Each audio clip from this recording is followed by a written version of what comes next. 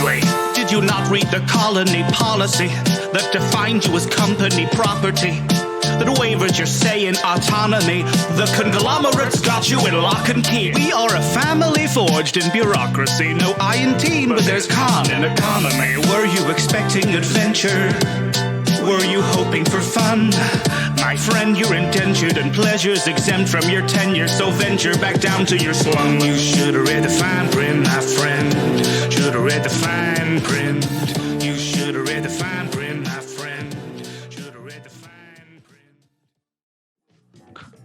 Greetings and salutations. Welcome to Manapot Studios. I am Karen Rushmore, he, him. And this is our actual play live stream of the Adventure Path Fly for Your Die that we're calling All That Glitters Explodes. I am joined, as always, by the crew. I'd usually say of the BD, but that's coming to an end. So it's just a crew. Flimsy, take us away. I'm Flimsy, the dwarf mechanic, pronouns he, him. And I'm excited. I can smell freedom from corporate ties on the breeze. All right. Hi, I'm Krifu. My pronouns are he, him, and I'm playing Yeva, whose pronouns are she, her. She's a Sarkeesian, 12 and a half foot tall space pixie, who has had an alignment shift in the last episode, going from lawful neutral to true neutral. I have to do the cheerleading motions with it for some reason. To celebrate. Crit Commissions. I am playing Trix. Pronouns are she, they. She is super excited for the fact that her entire crew are game for going AWOL. She's so proud. I'm Retro Ted, pronouns he, him. I play Jahir, who is a Kasatha soldier, and he's currently wondering how many more skeletons are in his cupboard that are going to come rearing the raggly head into every stream. So that's it. So yes, this week we are going to be doing a bit of a lore bit. I believe it's on the Diaspora. Diaspora, yes. Diaspora, there we go. Or as I called it when I first started reading Starfinder, the Diaspora, which is very wrong. Very wrong. Talk to any, because there are Earth historians of various diasporas, which humans have experienced multiple of. And so, yeah, diaspora is the way it is pronounced. But yes, I am speaking today on the Diaspora, which is Yeva's home region. The Diaspora is not a planet in the Pact Worlds. It is an asteroid belt, essentially. In the same way that our solar system has an asteroid belt between the fourth and fifth planets. So does the Pact Worlds. No one knows how or why specifically. There are many theories as to how the Diaspora came about. It was sometime during the Gap, but we know for a fact that the Diaspora is the scattered remains of the twin planets Damiar and Iovo. It's the biggest and probably most certified theory is that through interplanetary war between the twin planets and their neighboring undead planet of Eox, the twin planets were destroyed. Actually, using that interstellar weapon, Eox lost its atmosphere and became turned to undead in order to survive. Undeath, rather. The Diaspora is populated by three major groups of people, starting with the Sarkeesians, large, giant-sized, gray-skinned humanoids who, with these black eyes, who have adapted to their lack of gravity and atmosphere by being able to survive in vacuum. Some indefinitely, some, like Yeva, unfortunately, only an hour per level. And where they also sprout these large golden wings that allow them to fly on the solar winds between the asteroids. They make up their homes on various asteroids that have developed enough gravity to have an atmosphere, or asteroid crash worlds, where they have an atmosphere through the help of techno-magical means. The second major group in the diaspora are the Free Pirates, who have their capital on an asteroid known as Broken Rock.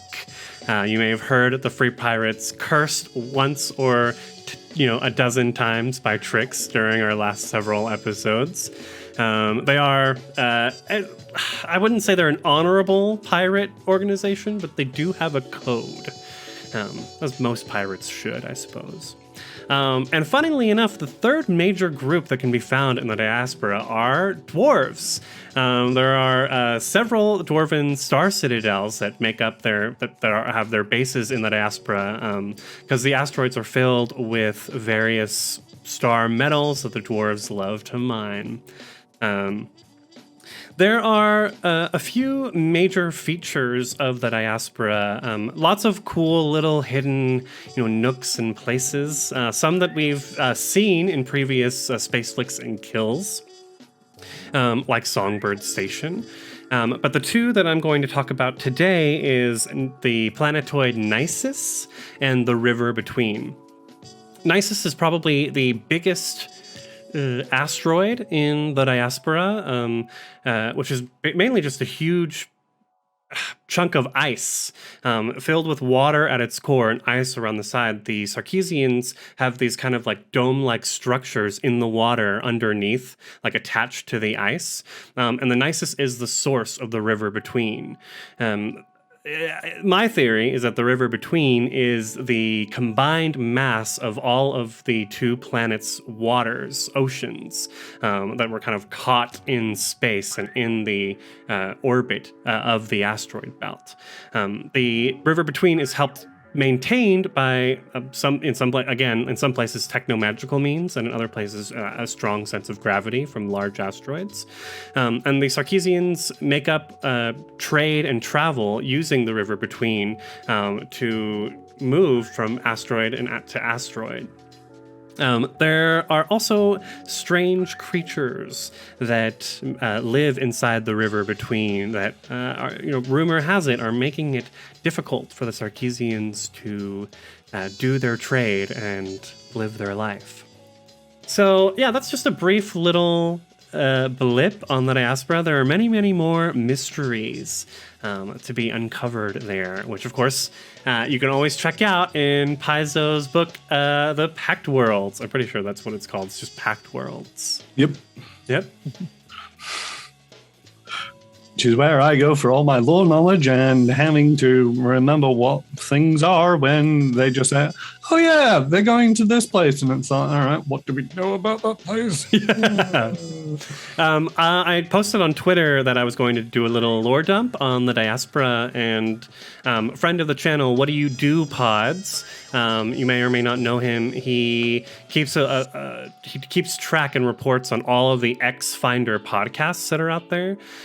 Posed this question: how long would it take someone to swim the breadth of the River Between?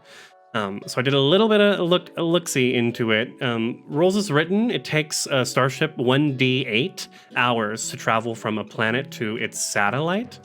And so I would assume 1d8 hours for a starship to travel the entirety of the River Between. How that translates to someone actually swimming, even just taking a solar boat with like solar sails, I guess, would take, I would say, months, probably. So swimming, I would guess years, but maybe there's some intrepid Sarkeesian out there who has been like swimming across the surface of this river that floats between the stars. I suppose it also kind of depends on how fast flowing this river is and whether you're going up or downstream. Yeah, you've got to be going down. Up would be just exhausting. Solar sails would help there, though. Get a bit of extra speed if you go the other way. Mm-hmm. Just gods forbid you run into one of those mysterious deep water creatures. And I do believe they are on the rise, these deep water creatures. They're not They're not going away anyway anytime soon. Yeah, we indeed rode the worm in our Band on the Run one shot in Space Ride Licks the and Kill 3. All right, thank you very much for that. So, if you've not seen last session's stream, what are you doing? You should go back and watch that. They are all available up on YouTube since the beginning of Velvet Glitters Explodes up until the last session. Go watch them, but don't go anywhere just yet. Well, I'll give you a brief summary. You've got, so the session started on the back of a truck for most of the crew as they were fighting off hobgoblins, trying to deliver the arms that they were transporting to the resistance rather than the pre-scripted hobgoblins that they were supposed to deliver it to. And then once they'd fought those off, they delivered the weapons to the goblins. Delivered the weapons to the resistance. There were some explosions, a favorite of Trix. And then the crew managed to get back into their ship and come back to Aballon Station, or at least the Pact Worlds. Yeah, Aballon Station, that was your destination. At that point, Tarika contacted them. Tarika is their long-standing dispatch agent within the EJ Corp. And they would basically say, gather the report. The trade deal had gone poorly. The crew only coming away with a quarter of the credits that they were supposed to get for the job, having only delivered one shipment, or half of the shipment of weapons to the resistance, and the resistance not being rich enough to be able to pay them the full amount. However, they did it so in good conscience, and Tarika took this and submitted their reports, but also notified the crew that Lord St. John, the benefactor for the previous mission, had been making inquiries after the crew and wanted to meet them in Kearney's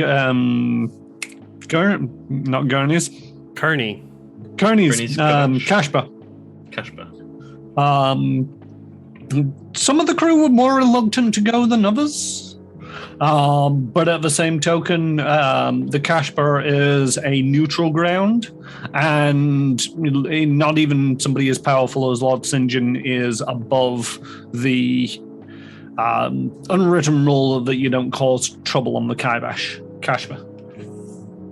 They went and met Lord St. John, who revealed themselves to be a long-term friend, associate of Jahir, having helped stage their death and exit from the Golden League. He was a little bit surprised that Jahir was rearing their head again, so close to Golden League business, but was glad to see them because they had a job offer. This job offer basically entails procuring a ship that is being developed by EJ Corp and delivering it to them. The finer details are they need to quit their jobs so that they can become stakeholders to go to the manufacturing facility and steal it. And that's pretty much where we left off when the crew had all decided that now is probably the time to get out of the corporate lifestyle and go independent. You'd probably fly free. Or die. Roll credits. Wait, should I run the credits again?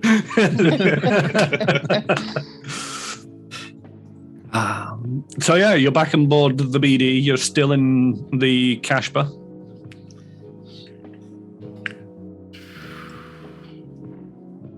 So has anybody robbed a ship before? Looking at Trix. Not intentionally. I have robbed a ship. Have I stolen a ship? Not from a high security facility, though. What do we know about this facility? Well, it's on Aballon. There might be lots of robots. We know it's on the Aballon, and housed in the Horse's Eye Orbital Plane. Yeah. Yeah, but it's the It's called Horse the Eye Aballon. Horse Eye Orbital Plate, and it's the opulent. I forgot the name of it. Aballon. The Oliphant. Yes. Is it Oliphant? The Oliphant, yeah. Is that how we're pronouncing it?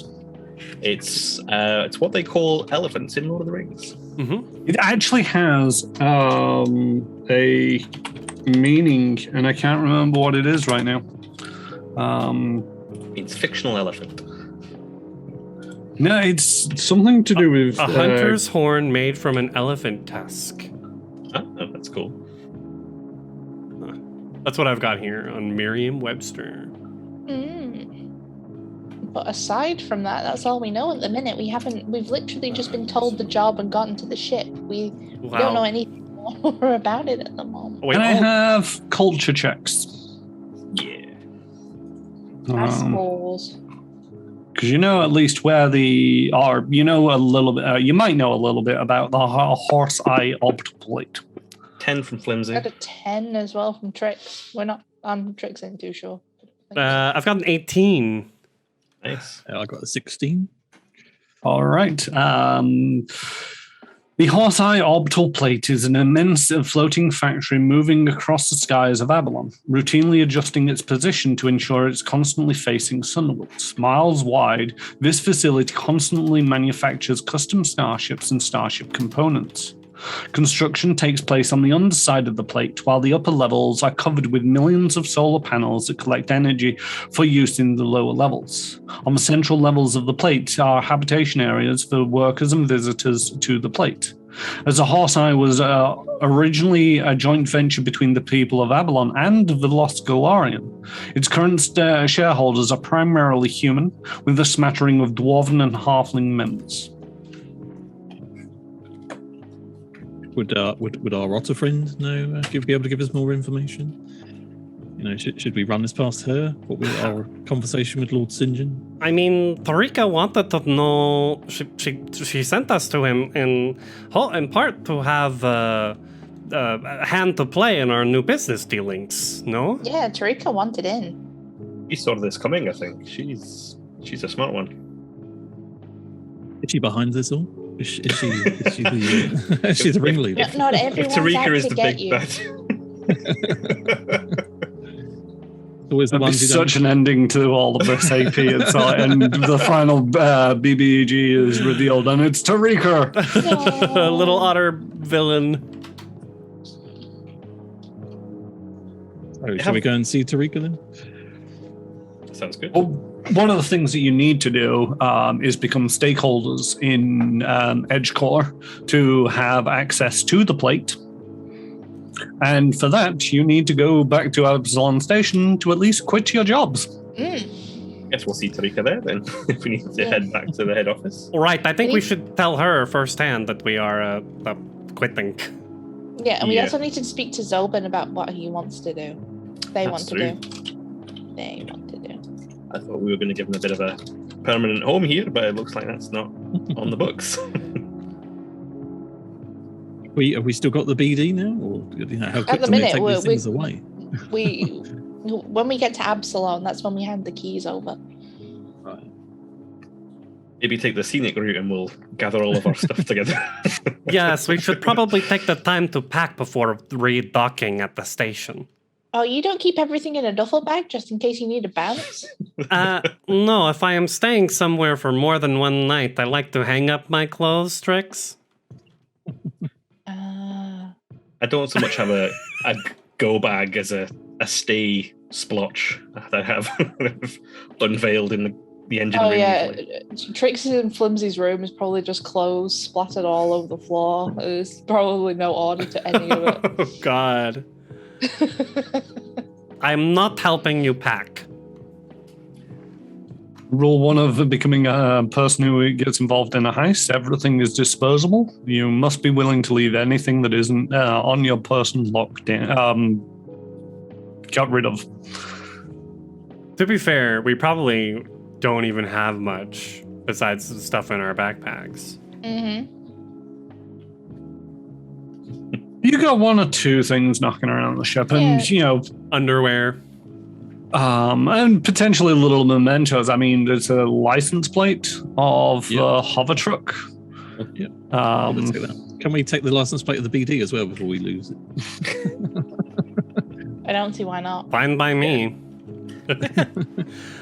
We could strip it and just say it was like that when we flew it around with no engines, landing gear, wheels, life support system. The thing is, though, any bonus that you're likely to be getting out of quitting your job is likely to be reduced by whatever you steal from the ship, if you're not careful. Yeah, that might affect our set. If we don't get the stocks, we're not stockholders, and we're just another set of bums on Aballon Station. Maybe go passive aggressive then, and just don't clean the toilet or something. Steal the license plates. I mean, Edge Corp is going to have those replaced. Even blue tack everywhere on the walls. Yeah. Stickers on the windows. That is such a passive-aggressive move of Flimsy. Blue tack, it's like intentionally sticking blue tack in nooks and crannies and whatnot. Just no good reason to be there. So, Trix could relabel the switches in the cockpit. It takes you about 5 hours to get back to Aballon Station. Are you seeing Tariqa in person, or are you going to be sending a message before you arrive? This warrants a meet in person talk. Yeah, I reckon so. She seemed very keen on the outcome of the meeting. So. I feel like what we've got to say might be best said in person and not over comms. Mm-hmm. If Tariqa's also thinking of taking similar actions, I wouldn't want her to jeopardize her position until she's ready. Zolpin, is he around? He's around. He's got nowhere else to be. Hey, Zolpin, I approached the Sheeran. Yes? So we've gotten a better job offer. I'm sorry to say, but we will be losing the ship soon. Oh. Where will they go when you lose the ship?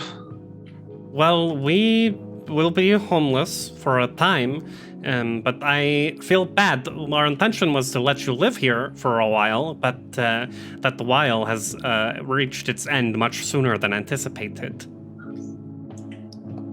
Oh, well, okay. We plan to get another ship. But we don't plan on keeping it. We're selling it, essentially. Have you got any skills to keep yourself safe, or at least in a bunk on Aballon for a few days?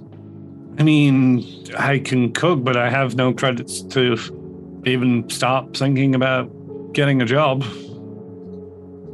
I think it's cool. Like, we're going to go see a friend of ours, and you can come with, and she'll hit you up. And then you can either kind of stick around with us or go your own way, and it's entirely up to you. You are the captain of your own ship. The ship is your life. It's a metaphor. Industrial espionage, are you? Just out of curiosity. Industrial what? Espionage. No, that's not something that I can mine, and I can cook. Mining, we could sap in maybe. Did you say it was on an asteroid? Oh no, the orbital plate. Slowly make our way through the exo hull of the station.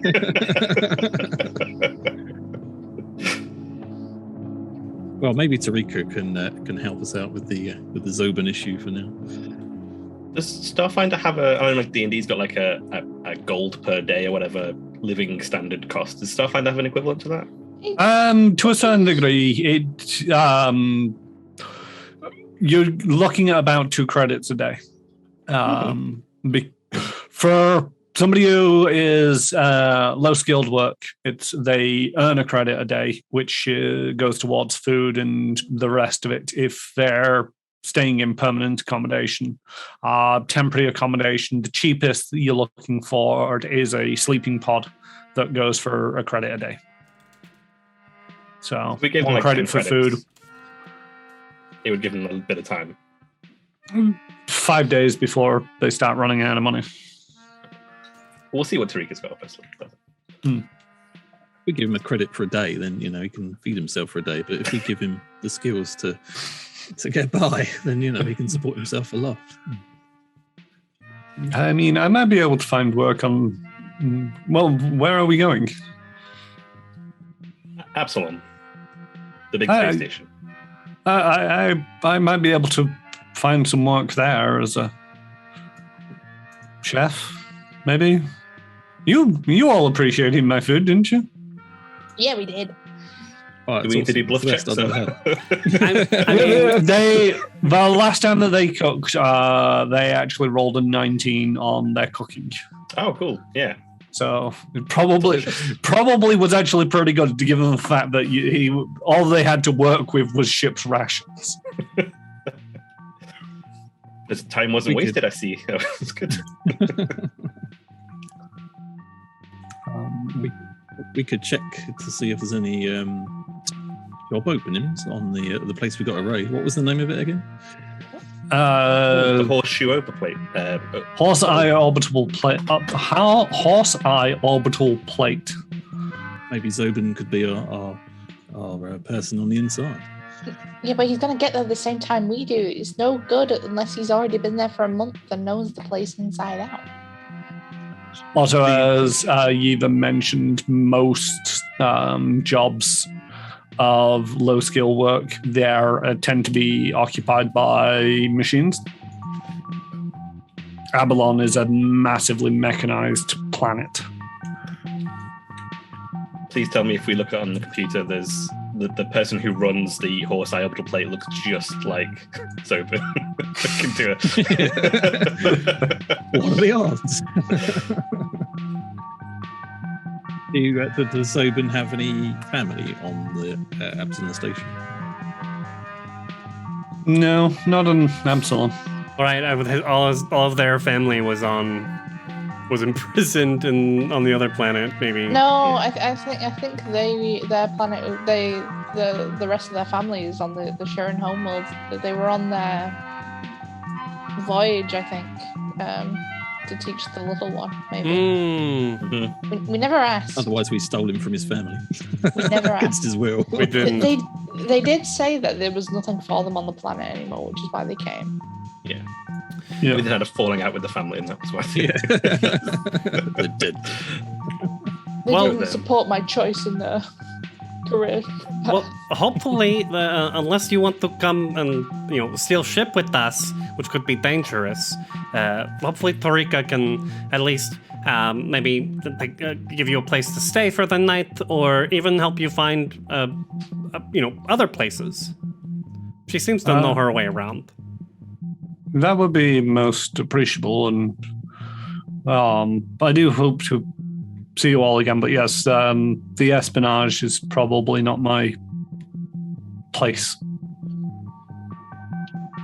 The best you'd have to do is pretend to be like one of our manservants or something, and I can't imagine you'd enjoy that very much. Though, if you think the kid would enjoy it, we can take them with us. Yeah, it's all an experience, isn't it? Are any of you telepathic? No. Then no. I've been separated long enough from my child. I think it'd be best if we spent some time reconnecting. Right, and I've arranged much of my life to not have to take care of children, so let's keep it that way, please. Yeah, I don't fancy tucking a child behind my shield in combat. That wouldn't be very good. It's in a bulletproof canister. That thing is safer than any of us. That's better than my shield. Hold on. Yeah, it is. Wait, I've got an idea. Oh. Are we there yet? Please say we're there yet. Yeah, it takes you about 5 hours, but this is all in amongst your packing away the stuff. I think there's like the only thing besides packing like a small duffel of personal clothes and stuff. I think there's probably a picture of like this old Sarkeesian couple on like a really traditional looking porch on a small ranch on an asteroid. They're kind of looking out into the vastness of space with like Sarkeesian cows, roaming behind them. Floating behind.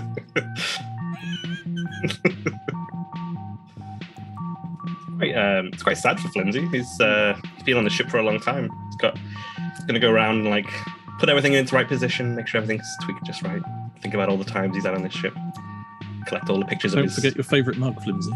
Past crewmates, and drops his favourite mug as he picks it up. Oh!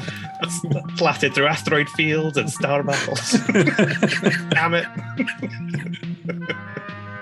Give it to me, Flimsy, and she'll cast Mending. Oh. Thank you very much, Eva. It's not the first time I've had to do this. It's just the first time you've known about it. Oh. Well. all's well that ends well, I guess. Expecting it for like cracks. It's good magic. Yeah, it does. Mending always makes me wonder as like, how does anything break down in like Starfinder Pathfinder universes? It's like, oh, it broke, mending. Oh, it broke again, mending. I mean, you never replace anything. If it's like all it can do is 1d4 hit points.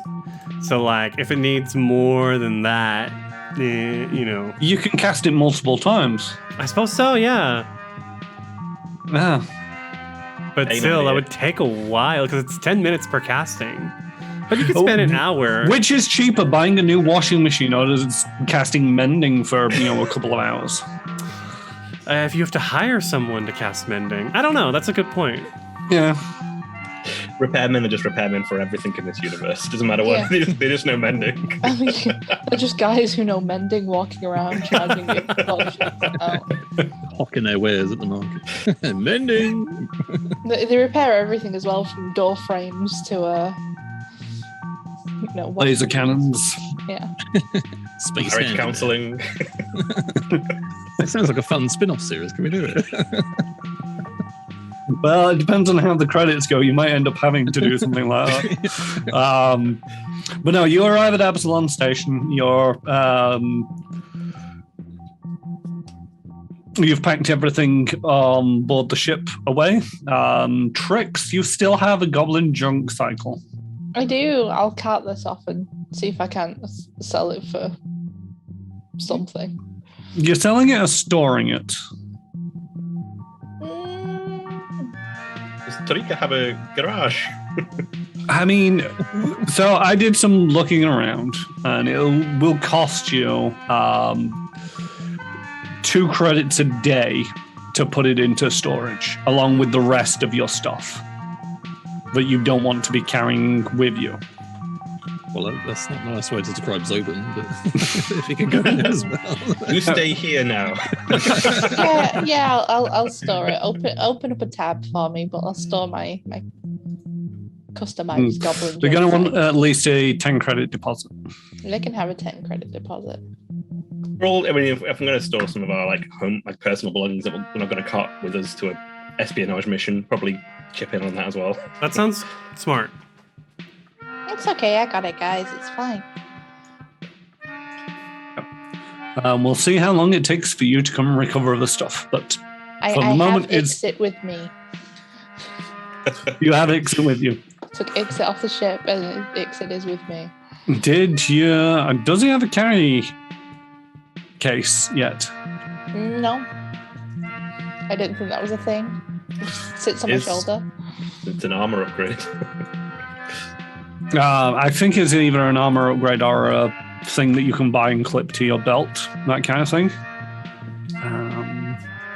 It is a thing, and it would stop them wandering off, during the heist or something along them lines.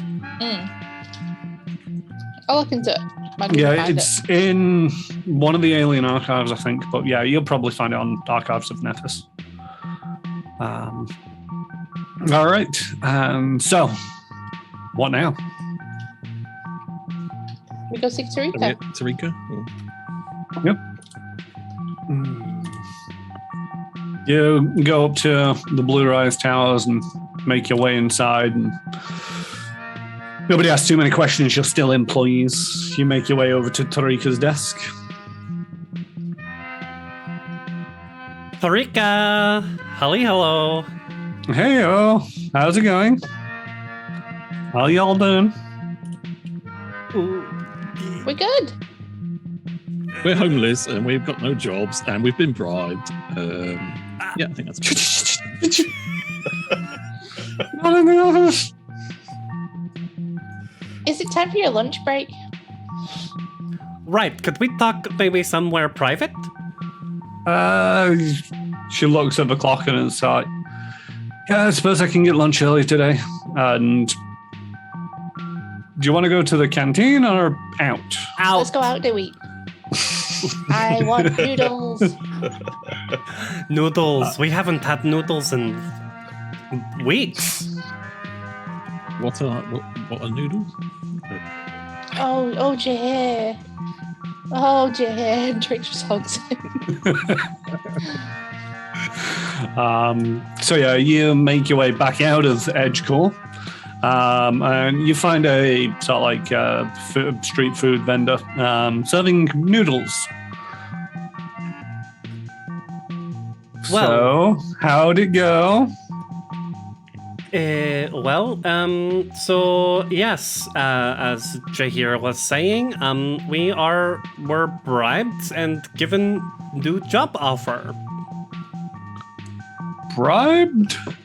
Potential for a profitable new line of business. Yeah, to put it bluntly. Outside of Edge Corp. They say bribe, I say incentive. Like a signing bonus. I would say signing bonus as well. I mean, That's a good way of putting it. if this is a job, then it's a signing bonus, not a bribe. You Well, we guys haven't- really need to learn the lingo sometime. We hadn't signed anything yet, but Once you take the money, it's as good as a verbal contract, and verbal contracts are only superseded by written contracts. So, oh shit. Okay. I mean, I think we've got some paperwork to sort out. It's we've lost the BD. We're going to lose the BD. Yeah, you say that we only lose it. Well, yeah, no, we're under threat from Edge of getting fired. So we're thinking of just, quitting. Something before we're pushed. Although I appreciate all the work you did in arguing our corner, Tarika, as always. I mean, if you're going independent, you'll need a dispatcher. We will. But we come to see. So maybe I quit as well. Do you maybe. know anyone who could be a teacher? Yeah, Oh, you you know a dispatcher. Oh. Oh, I'm sorry, real quick, Tarika. This is our friend Zoban. Oh, hi, Zubin. We adopted him. We saved them. Them. That They helped out on the last mission. on the Kaibash? Kashba? No, the situation with the guns and the hobgoblins. On the Volhawks? Yeah. Right. So when I asked you to tell me how things are gone, you neglected to mention that. Okay. Nice to meet you, Zobin. They're an excellent cook.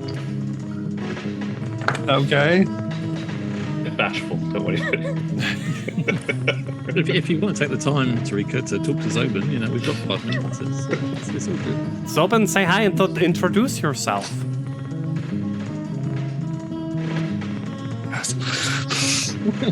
Hi, I'm Zobin.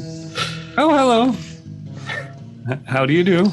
Yeah, it's good for them to talk to themselves for him. Yes. In a war zone for a while, so I'm doing great. I'm not in a war zone anymore. Yeah.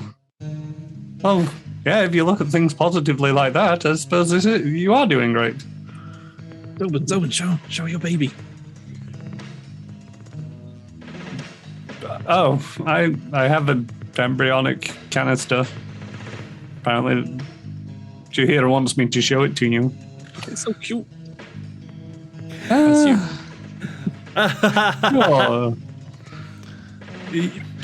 I don't judge. That's not the way we Terran do things, but that's the way you do it, then you do you. Okay. We wanted to ask if you wouldn't mind, if you could help Zobin, since we're going to be leaving for a little bit on this next job, they will need place to stay. Okay. We planned on asking to stay on the BD with us, but as soon as we hand in our resignation for this next part of our operation, then that won't be an option anymore. We're thinking maybe either you might be able to help them find work elsewhere if that's what they want, or show them the ropes of being like a secretary, like how you file paperwork and stuff. Well, I've not gone independent yet, so I don't really need a secretary just yet. But they could cook for you. Make me a diplomacy check. Ooh, yes, please. Can I assist in any way? All of us? Or? Those who want to assist can assist. Okay, I'll wait for y'all to throw down the assist. I'm assisting, yeah. 28 hours. 16. Okay, +4 on this? Jahir, are you assisting? Do I need to with those rolls? So essentially what happens with an assist is you roll. If you score above a 10, then it is considered an assist, and a +2 gets added onto the main roll. Natural 1. But we still got a 14. Natural 1 still got a 14, Yeah. which was still the lowest score out of everybody. Yeah. Well, +7 +6. Yeah. So Plus that's 1. rough. I mean,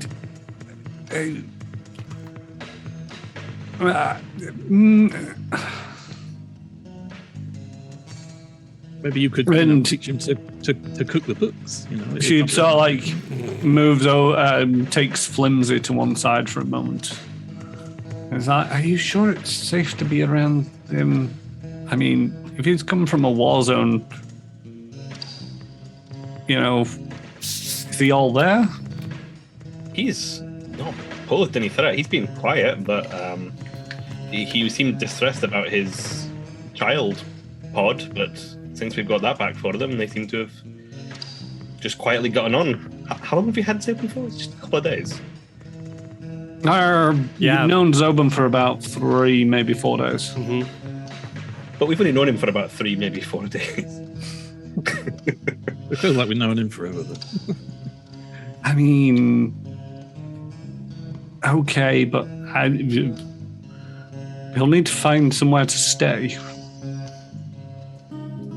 No worries. We can, if you can get him a line on a pod somewhere, I'll give him a few credits to get him somewhere to stay, so he's not with you and the kids. But if you can help him get some sort of work. I mean, you're good. Look at what you've got me into. You're certainly good at getting people into some sort of employment one way or another. Okay, I mean, sure. If you give him some credits, and I'll find him somewhere to stay and see about getting him a job. Do we know how far away Aballon is? It's gonna take like. It's Sorry. usually, I was gonna say it's gonna be like 1d6 +1 days if we don't use the drift. If we use the drift, it'll be 1d6 days, I think. So 20 credits going to cover it, do you think? Is that 20 days? Be 10 days until he finds a job. Okay. I'll give him 30 credits to Zobin. To them, sorry, not him. And yeah. Hopefully that'll be enough to give him a start at least. Does he need like interview clothes and things like that? I can help sort him out with that. I mean, I'm not a monster, but yeah, it should be okay. So, the point at hand, and Yeva kind of like looks surreptitiously around the food cart. Like, I don't know, she's a little nervous. We are quitting EJ Corp in order to become shareholders at Lord St. John's suggestion, and headed to Aballon for this job. Okay, I don't need to know all the details of this one. Okay. It's by St. John. glad you pick up my drift. But yes. So we will be gone. Well, I don't know how long we will be gone. But we will try and stay in contact once a job is finished. Well, with that, what I'll do is I'll be quitting myself, and I'll sort of like start setting stuff up. And you got this one last thing to do with Tunjin, and then we'll be independent at last. No one to tell us what to do. I'll find the work you need for a modest administration fee, of course. Right. And the universe will be your open road. It's great. We can quit, we can go independent, and then you can tell us what to do. I mean, I'll help you find jobs, but, you know, with being independent, we don't have to take everything that's put in front of us. Nor should we. Mm-hmm. You'll get a little bit more of a picking and choosing about what jobs we take. Although, I gotta say, you know, going independent early days, you're probably better off taking anything that comes up. You don't want to get a reputation of not being willing to do anything or being too much of a diva about things. Hey, we shipped yarrow berries. The bar's pretty low at this point. Yarrow berries 1 week, weapons the next week. We've got quite the range on our belt already.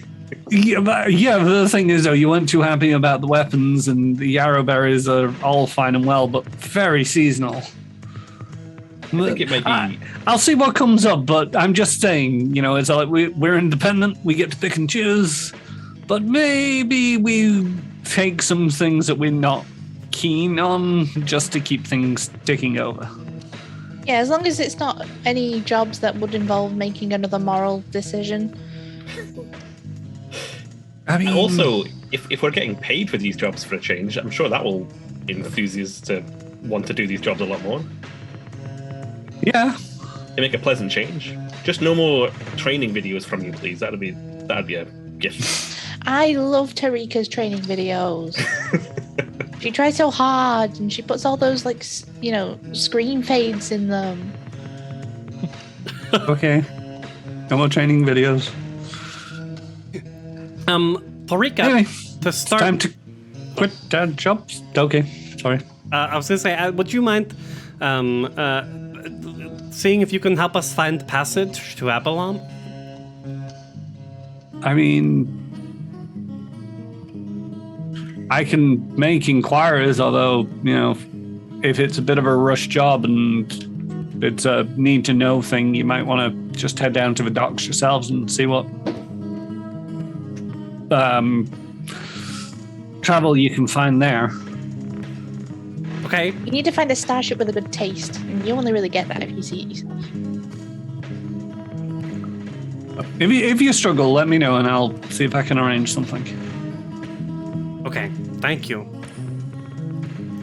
Out of character, have we got a time frame for stealing this ship? No, not really. Hey, it's the first job you've got without a time pressure on. And like 10 years later, we got to get that ship. Syndrome just said, like, I'll know when you've accepted the job when you quit. That was it, yeah. We can play the long game. Are we officially work our way up? So you all, Tarika included, although Tarika turns to Zoba and it's okay. You have been put into my caring hands. I need you to stay here for a while. Don't wander off, okay? And you get the sense that Tarika is really treating them a bit like a child. And so, like, you know, don't go anywhere, but at the same token is a little bit apprehensive about all of this. They did have a bit of an awkward conversation, so it's understandable. But yeah, if she's got kids, so she would know that the children don't do as they're told. They'd be wandering off and doing something stupid in about 30 seconds. You all, Tarika included, head back into the Edge core offices, and you quit your jobs. Been looking forward to this for a long time. Never thought I'd Have see it. Have you? I thought you wanted to climb the ladder. I didn't want to climb the ladder. I've been here on the bottom rung for a long time because it got to see the stars, but I think at the back of my mind, the idea of not getting to see those stars without having to listen to the people upstairs would be a dream. Just a lot harder than what I've been doing, which is a lot easier. So, as part of your exit interviews, you're all looking towards your severance packages. Without those, you're not going to be able to get onto the Horse Eye Orbital Plate. Do we know what they usually would sustain them? I guess me and Yiva might have a better idea. Sorry, what? What that would normally consist of, a severance package, like. It depends on how long you've been working with the company, how many black marks you've got, and to a more mechanical nature, you need to make me a diplomacy, intimidation, or a relevant profession check. Would you accept a bluff check? What are you bluffing about? My reasons for leaving? How much I've enjoyed my time with the company, but I think it's time to move on. Not me, it's you. No, wait.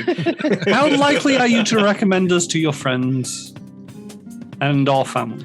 Oh, 110%. My family would adores EJ. They adore you. I'll allow for a bluff. I write home every week. On EJ-headed paper. So yes, who's mustering out first?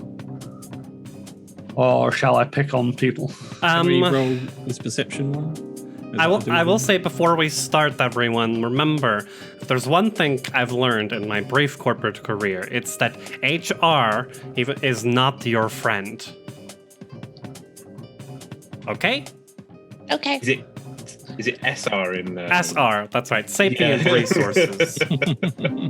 Species resources. Sentient resources. Sapient Yeah. would be monkey-based, I believe. Okay. Sentient Resources. SR is not your friend. Yeah, I'll leave it at that.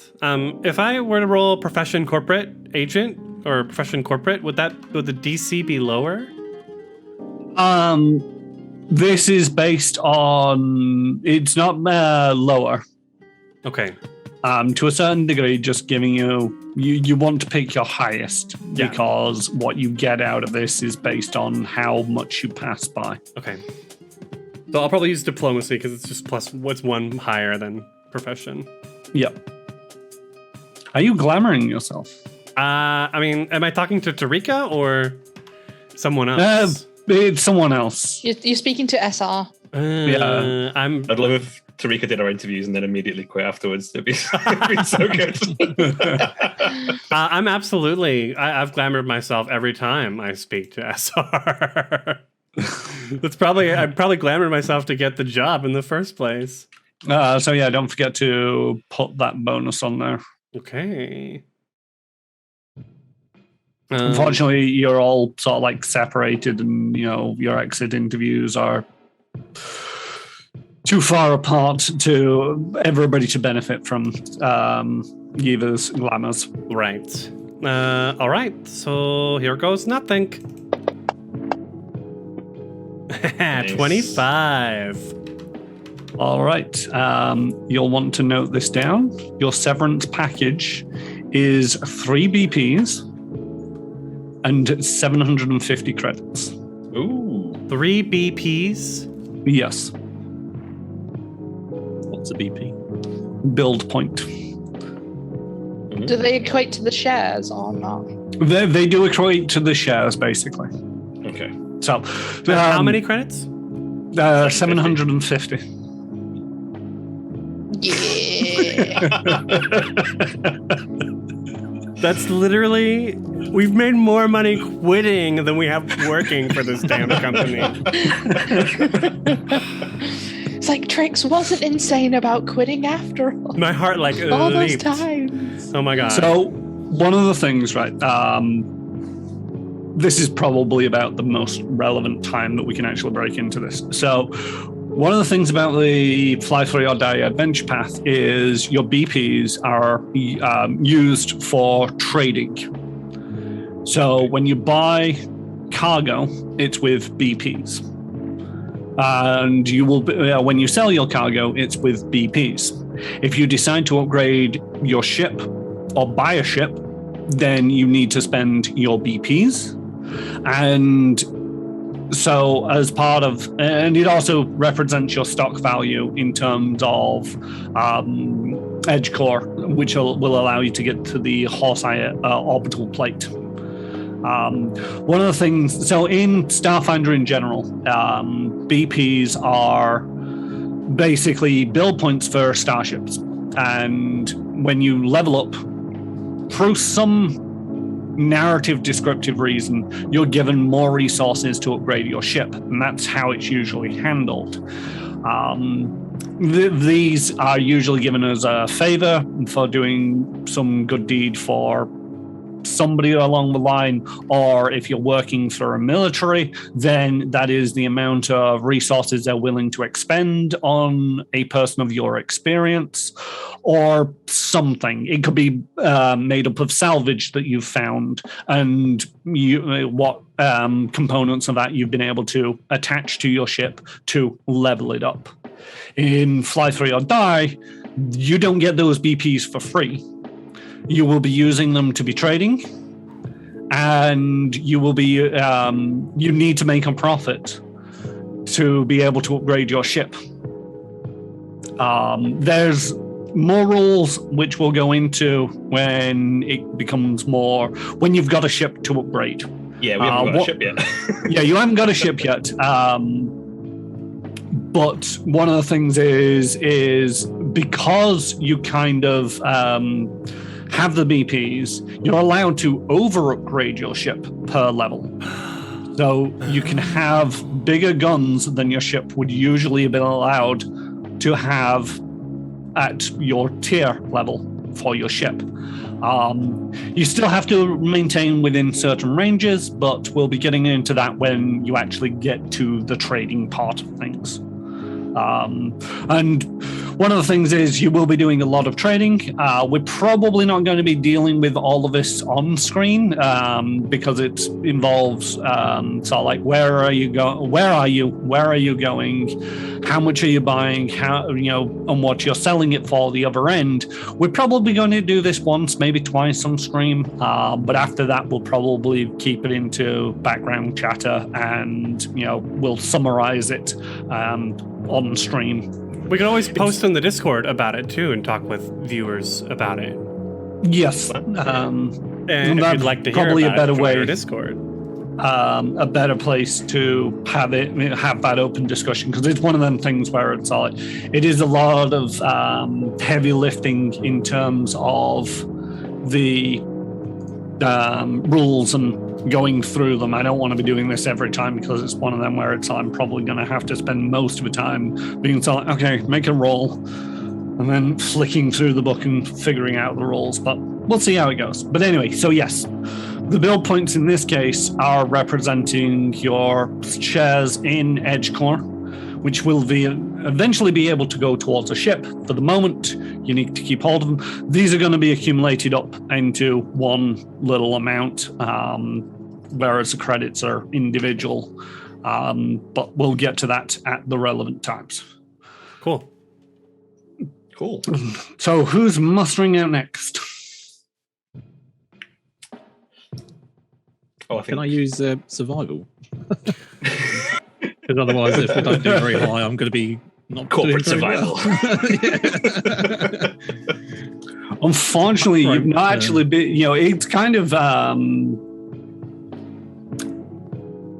want to say symptomatic, but that's not the right word. You've not actually been with EJ Corp long, So the fact that you're quitting now is like your severance package is going to be in line with how long you've spent with the company, and it kind of makes sense that you're not likely to be getting as much. I'm just looking at your skills now, and they're all terrible for this. But no, this is talking with sentient resources. You're not going to be able to survival, perceive, athletics or acrobatics your way out of this. I'll take bluff, diplomacy, intimidation, or I don't even think you have a profession that's relevant now. You're a mercenary of all people, so they kind of expected you to be be here then quit when a better offer came up because you're a mercenary and that's what you do. Didn't expect a worse offer. Yeah.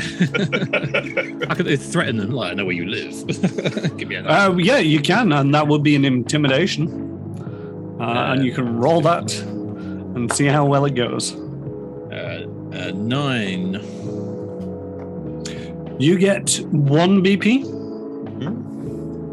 and 100 credits.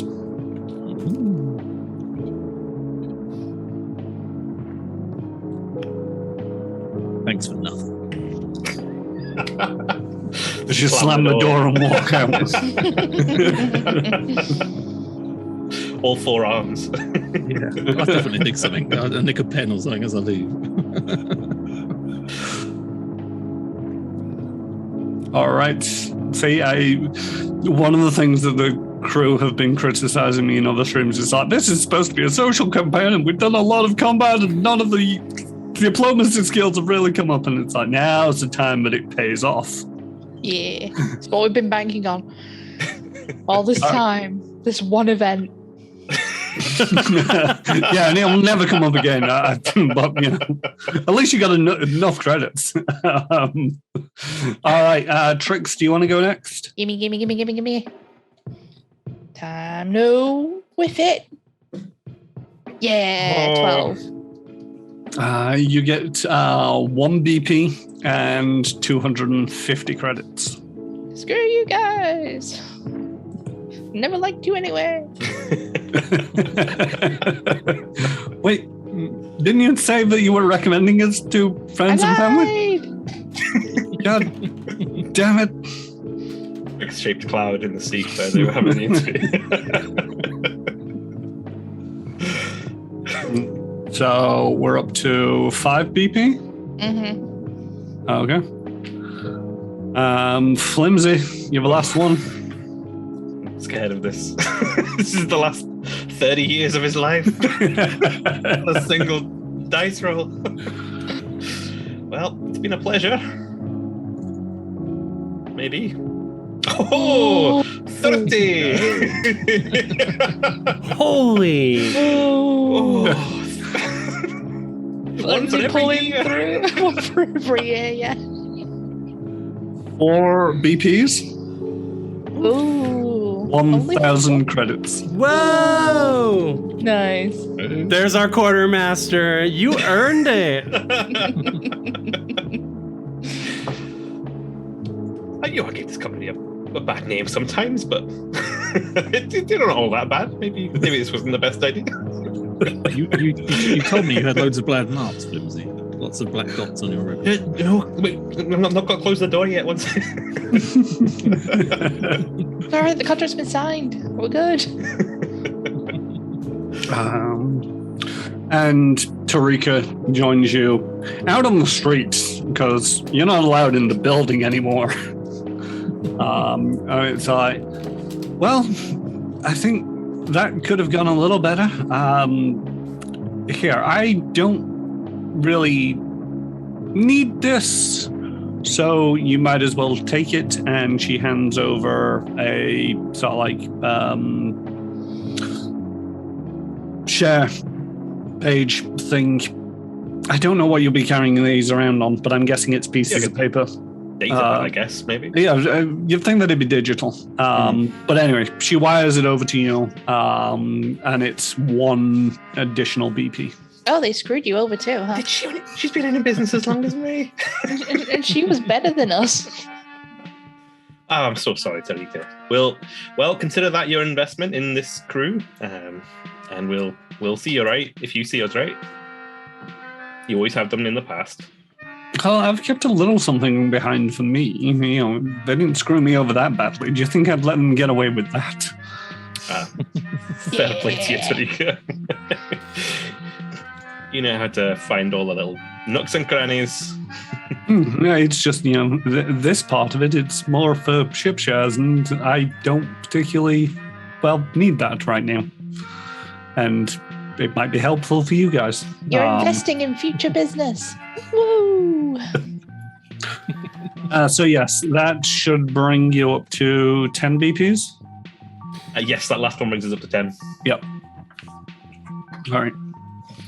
And you've all got your credit amounts. I'm assuming you've all credited your own account accordingly. Yes. Yeah. Oh. Awesome.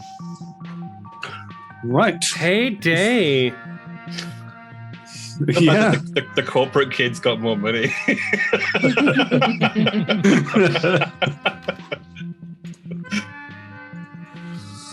The thing is, though, it really does. It plays well into the sort of like narrative side of things, where it's like Jahira and Trix was like, yeah, screw Edge all the way along, and then they got next to nothing. Where Yeether and Flimsy have been so like, well, they're not that bad, and you know, maybe we can climb this corporate ladder. And your efforts have been noted and appreciated. Flimsy and I are like toasting with champagne flutes at dinner.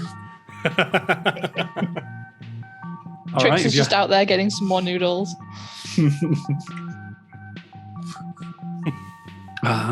So yes, one of the things so on the Horse Eye Orbital Plate, you know that there's going to be some kind of shopping that you can do there, but at the same token, you know, if you need something, Aballon Station is a place to find it.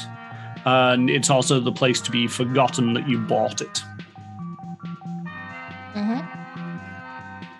So if there is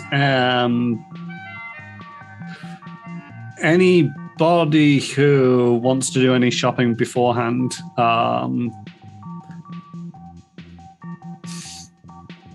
Well, I mean, we've got 4,000 between us, right? It's not bad to make a start.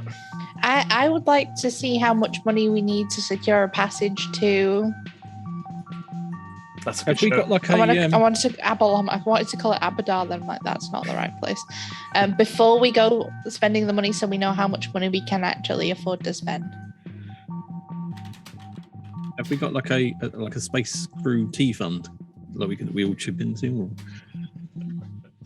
you know, for crew stuff? Yeah, it's you see that little cred stick in your pocket? That's your share. No, I meant have we got like a joint fund for all of us? We don't. No, we we're not don't. paying out individually. you do have a bit of joint funds at the moment. You have 262 credits from the sales of the Rifles. spare Infinity rifles.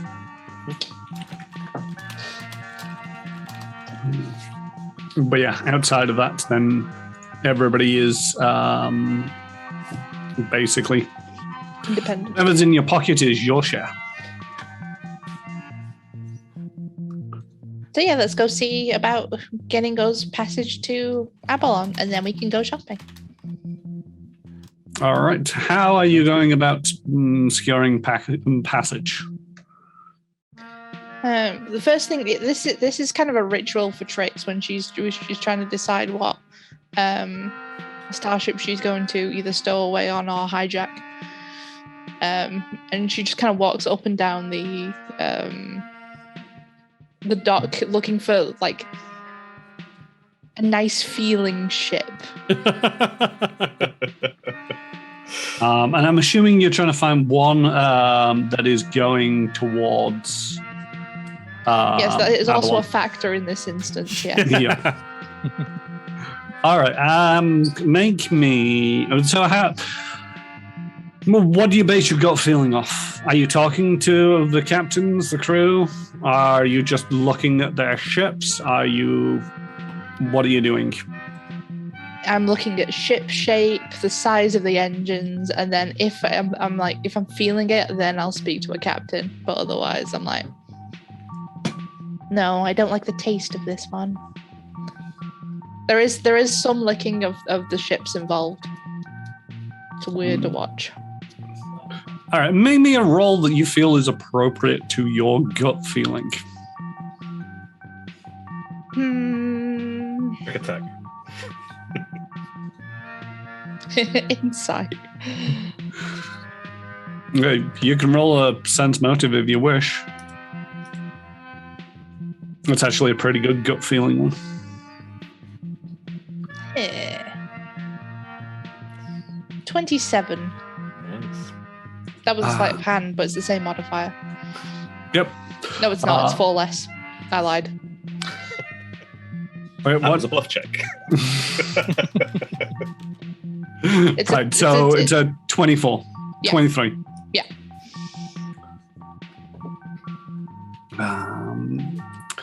All right. You managed to find about 3 different vessels. One is a sort of like what's it? Flibby flob.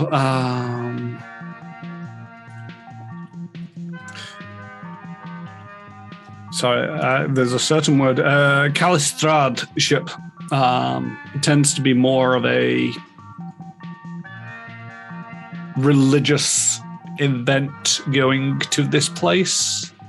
You feel that you could blend in fairly well there and not raise too much of a ruckus, but it's probably going to be rather boring on the journey.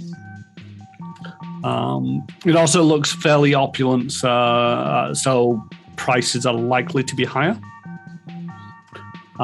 You find, this little clapped out bus of a ship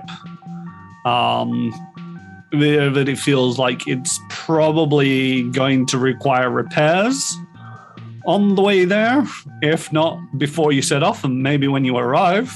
Is it the BD? Is it just immediately been repurposed to the bus? It's not the BD.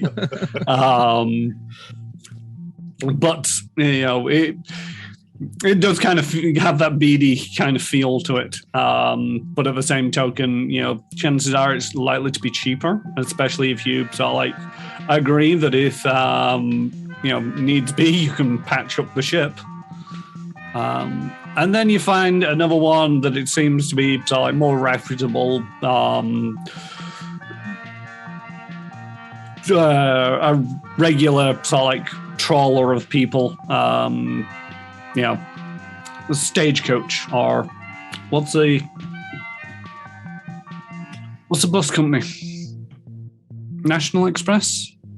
Greyhound in America, yeah. That's one of them. Yeah. Megabus. Yeah, Megabus, Greyhound. that kind of feel to it. It's likely to be okay, but nothing extravagant or, you know, dangerous.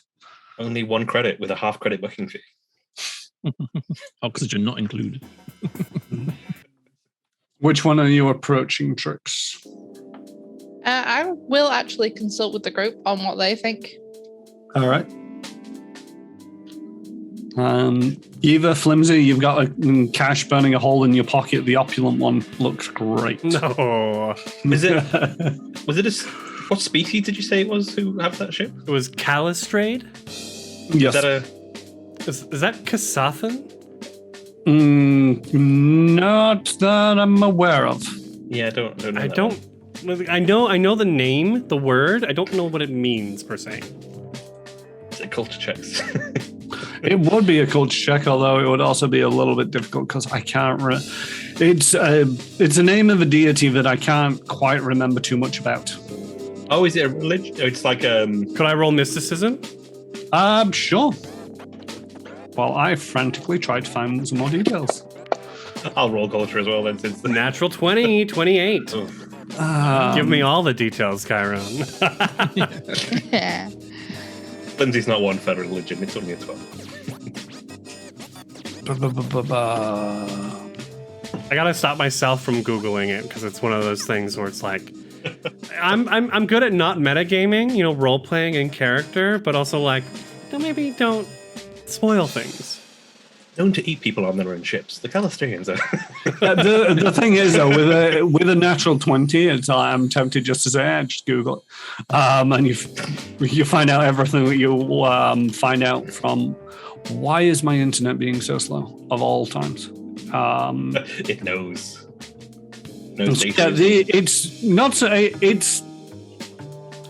It's not so much a religion, more of a way of life, a philosophical point of view. I pulled up a Pathfinder thing. But here's the prophecies of Calistrate, in Starfinder. Yep.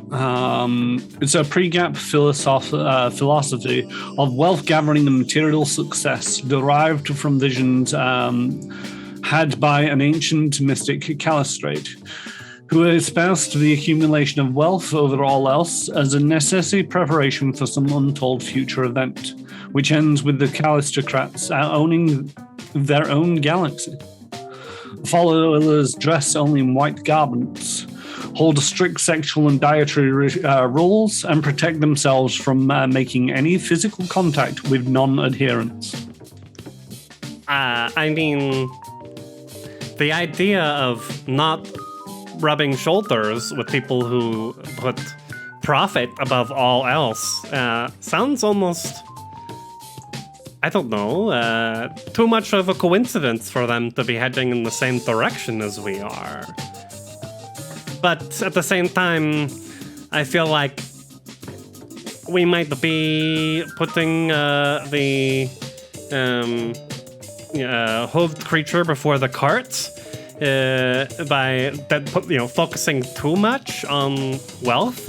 Well, obviously money is good and money is why we're doing this, but I worry to worship money is maybe wrong path.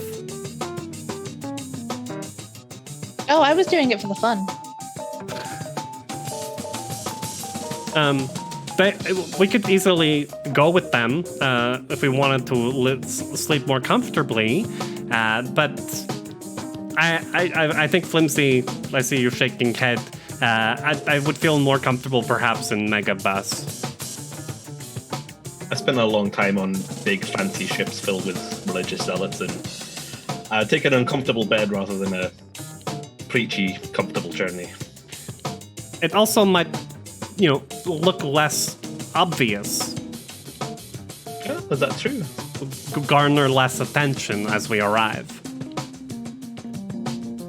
Maybe we could even help out if it's looking at it. It might need it. And that might lower the cost of getting on there as well. I've never done this legitimately before. This is weird. Here, you got any preferences? No, he's just happy to go on with whatever. He doesn't really enjoy starships, and he's only really been on the BD. So, Zobin, what are you doing here? I think that we could maybe earn our keep. So you've got the respectable one that looks like it'll hold itself together, and the one that looks like it might need a patch job before you even set off. Oh, God. It's got character. I like it. Can we see if we can negotiate a pay-by-service trip? If we can negotiate some of the pricing, we can get it to launch, for example. So are you approaching the captain? Yeah. Oh, hello there. It's a fine ship you've got there. Aye, it does. Well, I've got a few friends here. I don't suppose you're heading out towards Aballon. There we go. Took me a second there. Oh, yeah, that's our destination. And you got a room for 4 passengers? I got the room for 4. Depending on how the winds blow, it'll be 50 credits a head per day. 50 credits ahead per day. Oh, interesting. I was wondering. Yeah, it's quite a lot, isn't it? I was wondering if maybe we can negotiate we are an experienced crew. We've come from running a ship ourselves. I've personally been looking after a bit of a wreck for a few years now. Maybe we could come up with some sort of deal, a bit of a discount perhaps. Do you have an engineer? I would like to introduce myself. I'm Flimsy McLennan. If you need a mechanic, call a McLennan, and I'm right here waiting for you. Oh. Well, for you, how many of in your gathering group? I'd say crew, but you don't have a ship, so... We're still a crew at heart. We're all more of a family. But there's 4 of us all together. I tell you what, are you any good in a fight? Well, I kind of like point to my shield, which is battered and scarred. You can see what I've lived through, and I've got a pro warrior, someone who can get themselves out of any kind of jam, and a professional who seems to be able to make enemies do whatever they want them to do. So that'd be a yes. That's a straight up damn yes, yeah. No, that was a long-winded, yeah, but okay. I'll tell you what. I'll make me a persuasion check. A diplomacy. A diplomacy. There we go. This is a 23 from Flimsy. I'll tell you what. If you be the mechanic about the journey, I'll knock it down 10 credits ahead per day. And look to the rest of the crew. And if we get attacked, you travel for free. Ooh. As long as we survive. Oh, I'm always up for those terms. What do you guys think? I'm down for it. Sounds exciting. Right, I shudder to think what the prices would have been on McAllister's ship. I can go find out for you if you want it. If curiosity is niggling at your toes. I'm good at not shuddering for a while. I think as long as Flimsy, you don't do more than 40 credits worth of work a day. I think that'd be good. Well, I can barely do a day's work. I'm priceless, me. Are you expecting to be attacked? No, but you're gonna have to be too careful about these things. Sense motive. That's my experience. Yeah, make your sense motive. Like pick up the right skill this time. Ooh, that's a 13. As far as you can make out, he's telling the truth. He's not expecting to get attacked. It's just one of them things where it's like it's useful to have people that are around who can help themselves in a fight if it does get attacked. Yeah. Good. Did we find out his name? Sorry. Oh, that's a good show. I'm What's your Captain name, Captain? O'Hare. O'Hare. Oh, Her. Oh, her? Oh, Yeah, she's her. okay. And this is what you get for making stuff up on the spot. And how many days at a guess are you expecting the journey to take? Just ballparking, at most. He licks his finger and sticks it in the air and brings out a date pad. And so I like this guy already. I think it'd been no more than 3 days.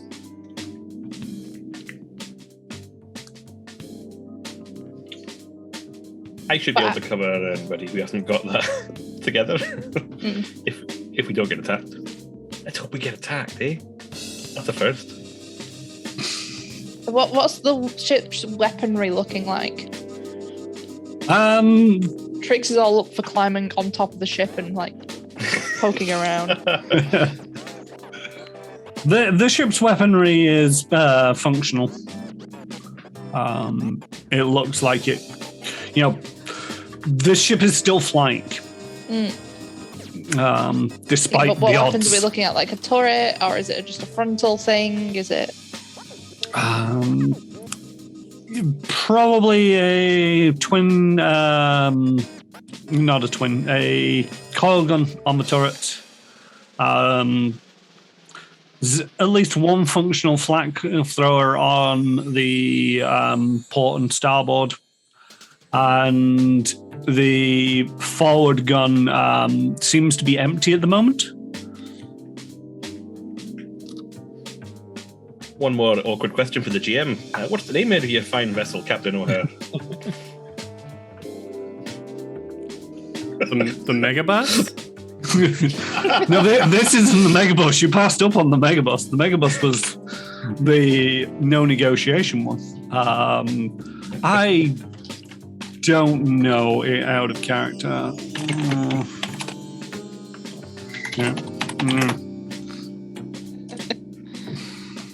The Bedo. Bedo 789. The bidet. 789. Oh. It's a CS Buzzard. Yes, Buzzard. Nice. Mm. The Millennium Buzzard. Like that. Does the CS stand for considered scrap? Or... Watch it, or I'll put the price back up. In the event of a combat situation, what role would you be taking? Well, I'm the captain, of course. Unless you're not willing to join in which case I'm the guns, and I'll try to pilot it with my foot. No, we're all for joining in. I just didn't want to overstep. By all means, overstep all you like. It can get rough sometimes. Hmm.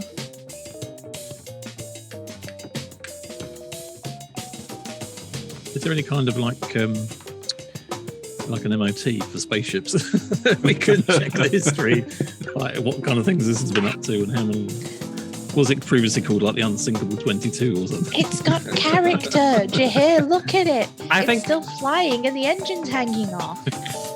Well, right. I think we're in good hands with Captain O'Hare, and she kind of like looms over him. Right, Captain? Oh yes, the very best of hands. How many hands do they have? Good too. When are we taking off? Well, probably within the next couple of hours or so, unless, I don't have any other passengers to pick up, so when you're ready, to a certain degree. Okay, do you mind if we do some quick shopping? By all means, shop away. All right. See you soon. Thank you, Captain O'Hare. So yes. You know it? Bye. It's possibly likely to run you 120 credits, assuming nothing goes wrong. Each, is that? No, together 120. Oh no, yeah. 120 each. Got it. Yeah. Good. There's 260 in the kitty, as it were. And wait a second, I can do the math. 480 is needed in total. Does anybody want to volunteer the money? Flimsy's happy to share the wealth if needed. Flimsy got a good deal. I just went shopping in my head, and so I have enough left over to throw down. Yeah, I can pay my way if we need to. Right. So there's 218 is needed. How many people are putting in towards? I'll put him. Flimsy will walk over whatever division of that is. You want to split that, Flimsy? Yeah. Well, if me and Yiva, who made out pretty well, pay our way, and Trix and G here take it out of the kitty, That should be it. balances out a little bit. So, well, if Yiva and Flimsy, if you take 109 off your total, and I'll put 480 into the kitty. Okay, so we pay 109 each? Yes. Okay, cool. All right. And you enter a shopping montage. What's everybody trying to get a hold of? I'm just going to go simple. I'm going to get a weapon enchant of invigorating. So when I smite my foes, I get that rush, that red mist. I also grabbed some weapon fusions, enchanted my guns. I picked up a disguise kit and a extra serum of healing. And then I picked up something else that I had gift wrapped. Okay. Flimsy? Flimsy has taken this leave of the job to heart and has shed his edge hard suit and replaced it. He's invested all of his money he got from his payout into some thin plate armor, so hopefully he won't fall down so often. And if he does, he'll be doing it for himself, no longer for EJ. Very noble of you. And Trix. Trix has just replaced the gun that she gave to Yeva, so the azimuth laser pistol, and she's picked up a toolkit for essentially thieves' tools, just in case they should come up. Always a sound choice for somebody of your profession. On a heist.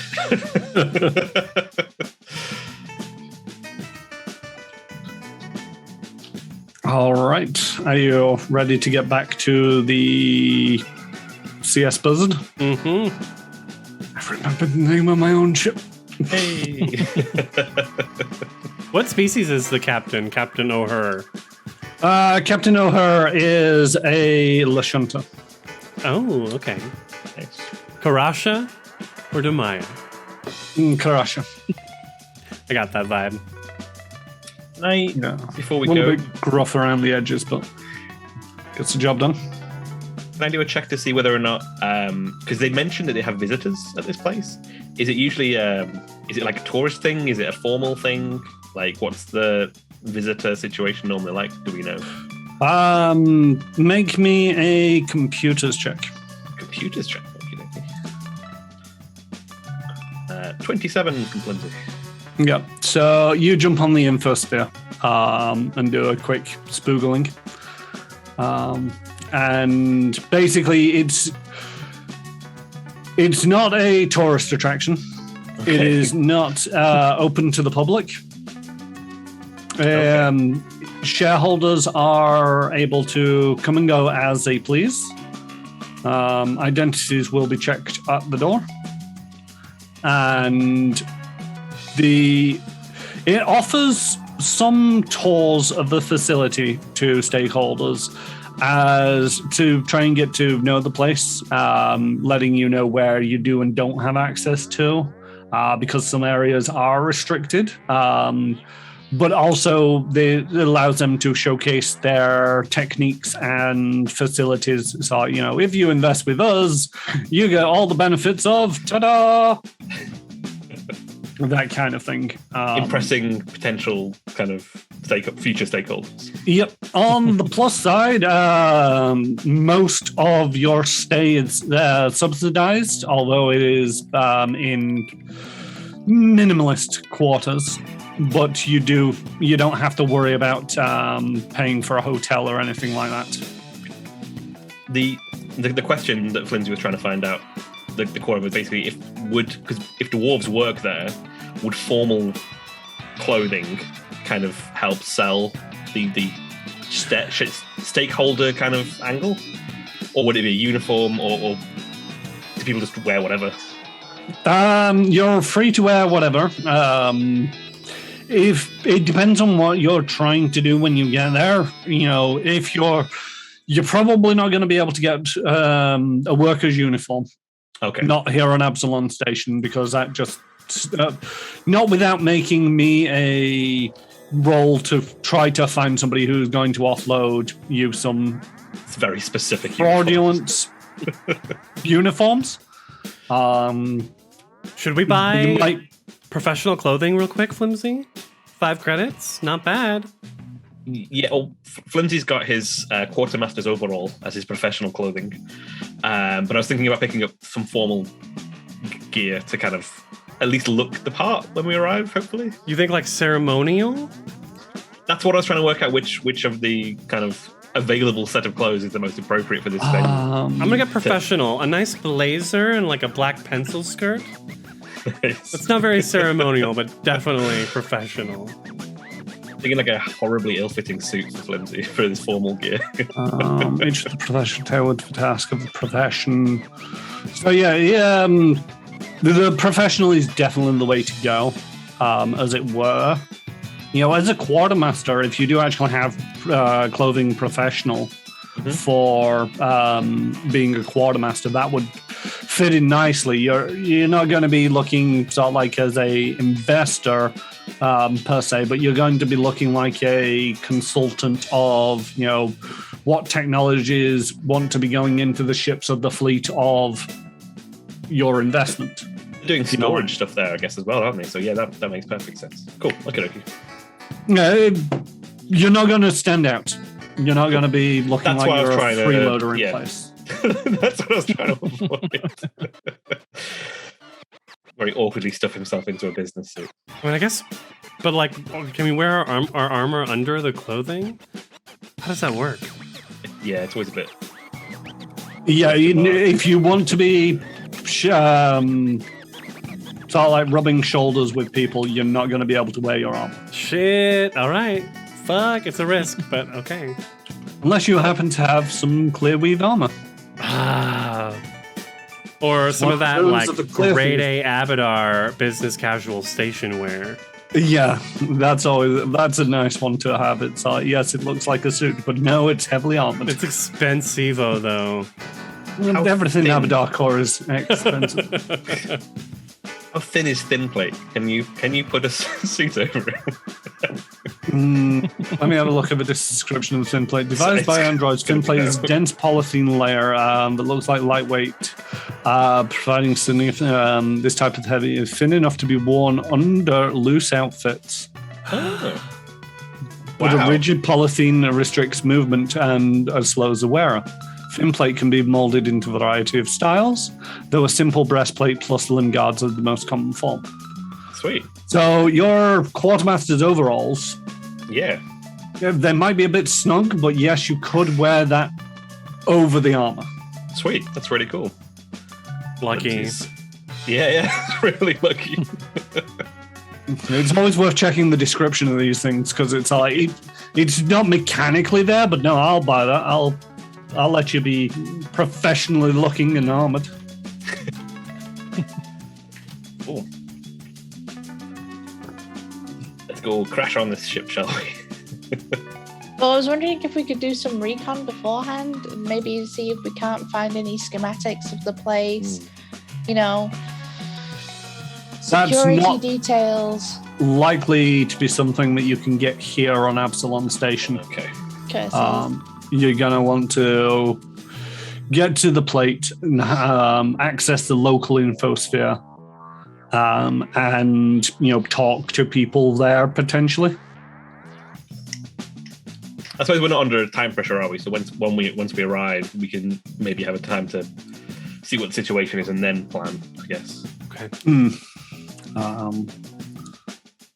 And you can legitimately be there as long as you want. You're not criminals yet.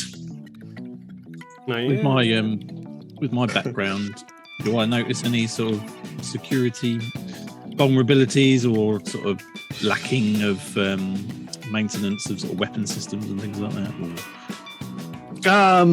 Once you get there, you'll be able to scope that out. Your background will also give you a little bit into sort of like if Trix does manage to find a schematic, then you'll be able to look over that schematic and make a roll to see where you would put guards, where you would put these things, and potentially where there's vulnerabilities. Okay. But you need to get there first. So are you done shopping? Yes. Mm-hmm. Are you heading back to the CS Blizzard? Yes. Aye, Captain. Oh, don't be starting with that. Just call me Captain. All right, Captain. We are at your service. You need me to give it a once-over or anything before we leave? Yeah, make me an engineering check as you get on board, Flimsy. I can hear clunks when I should be hearing thunks. Hey! I 20. thought that was going to skitter onto the 8 then. It was doing that thing where it teases you and then goes on to the 8, but it actually rolled back down to the 20. So it's 30 with a natural 20. Wow. Yeah, you find a couple of loose drive plates, and some of the atmospheric shielding is a little bit wobbly, but it'd hold up in an atmosphere probably. And the plate and Aballon don't have that much of atmosphere, so it's not too much to worry about for this trip. But wouldn't be surprising if you never see the O'Hara again. This isn't an atmosphere plate. This is a microwave you've got plugged in here. Swap that out for you. There you go. I was wondering where that got to. Pinging noise you've been hearing. That's the. Yeah. Okay, fair enough. Captain doesn't know how to look after his ship. Flimsy also sets the clock on the microwave and the oven. Just for good measure. I can still charge you more, No, I'm happy to help. These old ships are, they're a work of love. You got to keep them going. Trix, do you want to go look at our lodgings? I would love to. Yes, let's go. On board the ship, yes. Yeah. The lodgings are basically, hammocks in a room which isn't particularly well appointed or furnished. You did not buy into luxury here. But there's enough room to, stretch, move about. Either you find it a little bit cramped, but then again, you always do. All right. Is there like a hammock big enough for me? Yeah, there'll be a hammock big enough for you. But at the same token, it's like half the time when you wake up, you find at least one leg dangling out the side. She kind of stands awkwardly, and she like turns around Trix, and she's holding that gift wrapped small box. And she was like, I couldn't help it. I saw it when I was shopping. I saw it and immediately thought of you. And she holds it forward. And Trix takes it, just like, no one's ever gotten me a present before. Really? I mean, well, you're welcome. Thank you. She just hugs Yeva around the waist because she's so tall. She you're the best. Pats you on the shoulders with her her hands probably as big as your back.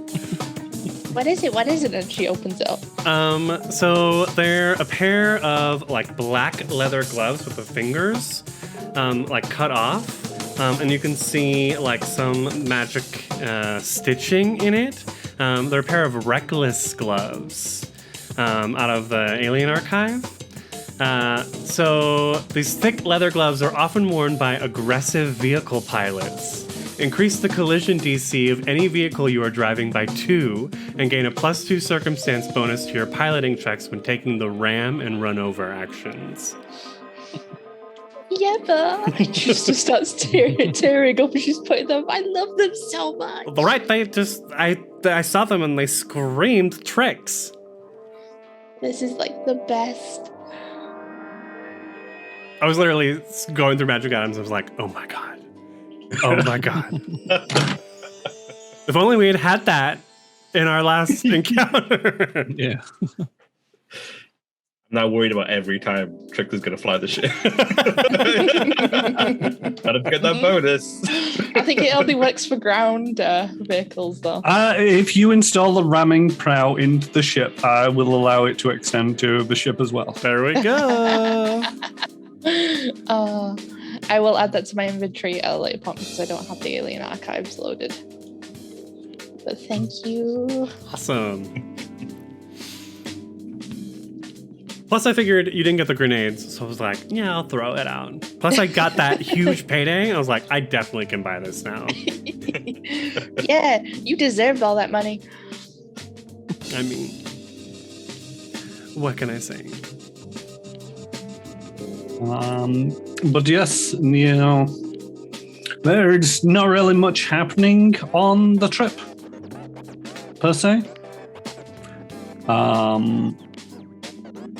Trix, make me a piloting check. Did the scanners even work? The scanners work. They've got a couple of blind spots, but... Oh, natural 20. The guy total. rotates the ship every now and again just to make sure there's nothing creeping up in the blind spots. I love it. I can smell the history. Yeah, as you're sort of like wandering around and bored and not really much else to do, you sort of like slump into the piloting seat and take a look at his sort of like path. And it's like, oh dear, he's taking us the long way.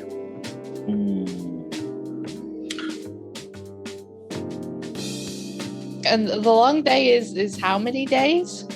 Long way is 3 days. You can plot the route so it's 1 day. Yeah.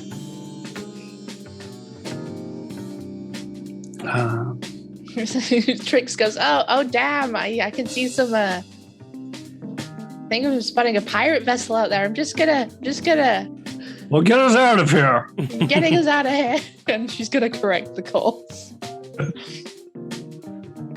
All right, well, you know, if you want, you're more than welcome to fly us all the way there. Oh, sweet. She just floats it. Have we found our new ship? I'm in the engineering room. Can we just get rid of him and like? As Flimsy's down there, he just sees like the engine just start glowing. Yeah, it when it was a clunk and a thunk and that didn't feel right. This rumbling really doesn't feel right. Flimsy, you end up basically just doing patchwork on most of the systems down here just to stop it from overheating and boiling you all alive. Looks cool. Wow. Especially with Trix at the wheel. Is it getting hot in here? No, it's just the adrenaline rush. It's fine. But yeah, you managed to get there in what would be, according to him, record time. And you still see charge us for the thing in 3 days. No, you put the money aside so that you didn't spend it, so that if it took 3 days. But no, he said that it was 40 credits a day. Yeah. We must have gotten lucky with their orbits kind of like passing each other. That and Trix is a maniac driver who probably shouldn't be allowed reckless gloves. I had to test the new gloves. Is what it was. That natural 20 was all you, Yeva. That's the gift of friendship. Yeah. But yes, you arrive at Aballon, dropping out of cruising speeds, and you can see a small planetoid below, very dull grey and covered by enormous high-tech metroplexes separated by mountain ranges and the occasional craters. In just a couple of eyes more, you spy the Horse Eye Orbital Plate, a miles-long floating factory with its upper surface covered in a dazzling array of solar panels. As you're cruising by, you can see into the miles-long factory and see various starships in various states of construction.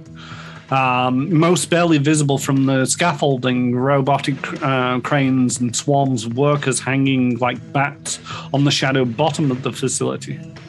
Among these vessels is a colossal bulk cruiser plated in gold. Abadar core? Pardon? Is it Abadar core? Gold? I just always think of... Make me a culture check.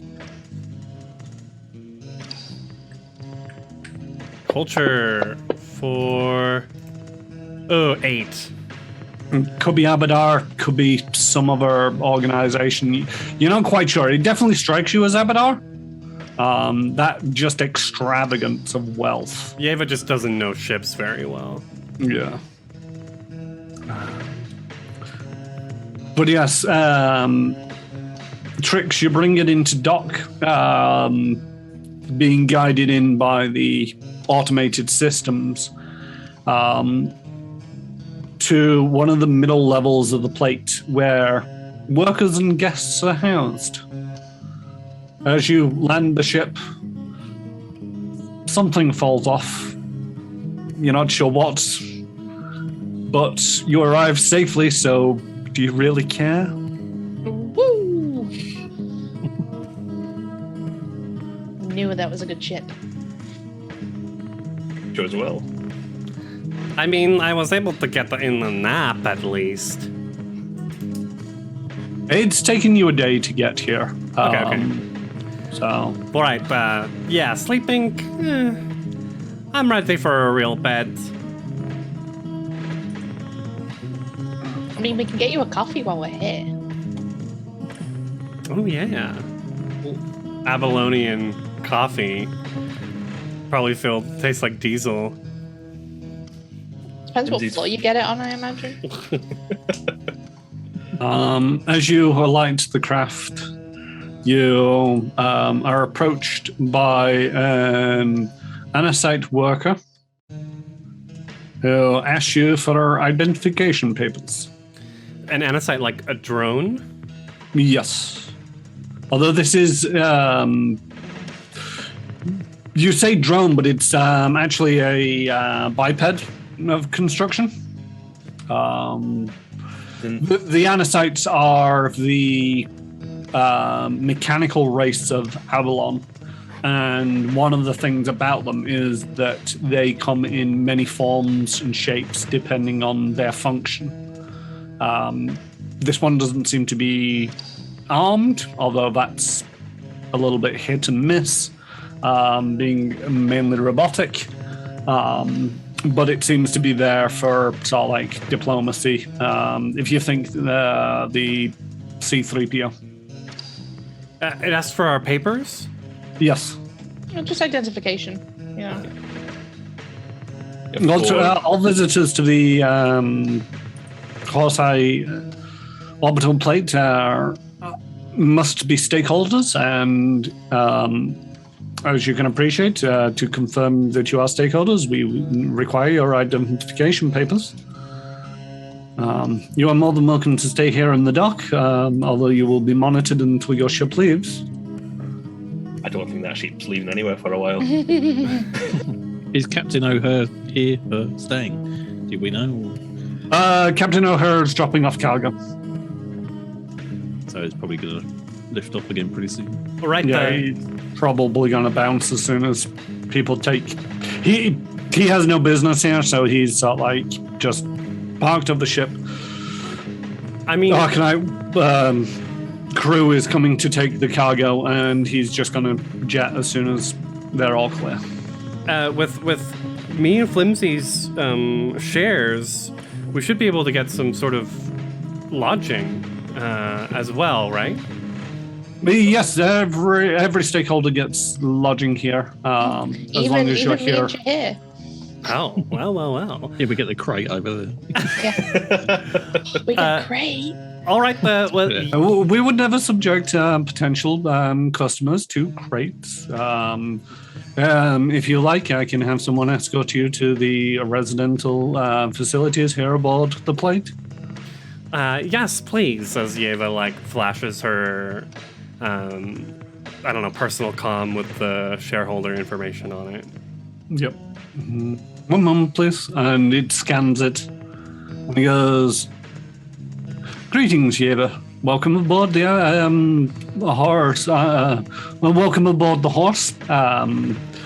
EJ Corp currently have a number of ongoing projects. If you would like to arrange a tour of the EJ facilities, this can be arranged in the residential suites, although please note that the company and corporations here can request some facilities be kept under tighter control."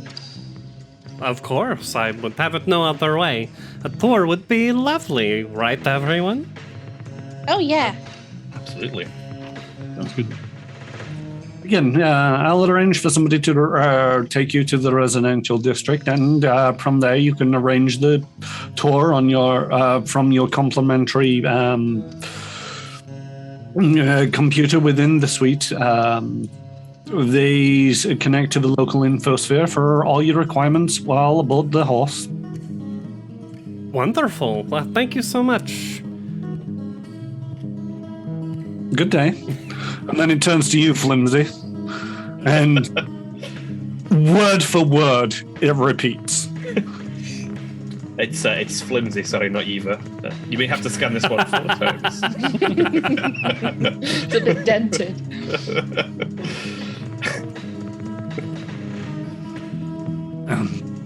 So yeah, you all make it through customs. You must secure shareholders are authorized to travel freely in the Horse Eye Orbital Plate, but some corporations maintain restricted areas. You must secure a separate authorization for entry into each of these regions. The Horse Eye Orbital Plate is not responsibility for any injury or inconvenience resulted from failure to obtain this authorization. Do you all understand? Yes. Crystal clear. Right. Have we ever been anywhere that's taken responsibility if something was to happen to us? Nope. I guess we forced the hobgoblins to take some sort of responsibility, but We did. That was all you, Eva. It turns to Jahira and it's like, please confirm that you understand the nature of this waiver. I do. I did not, but I didn't know whether you could see them. The GM missed that. I was just getting vocal confirmation. And so another Arcanite. This one slightly more lithe in construction. Approaches and it's like, if you'll please follow me, I will take you to your residential suite. Do you wish to be housed together or separately? When you say together, do you mean near each other or the same room? No, we have a variety of suites, depending on your requirements. I think sweets are sweet. Aye, exactly. Listen to the tall one.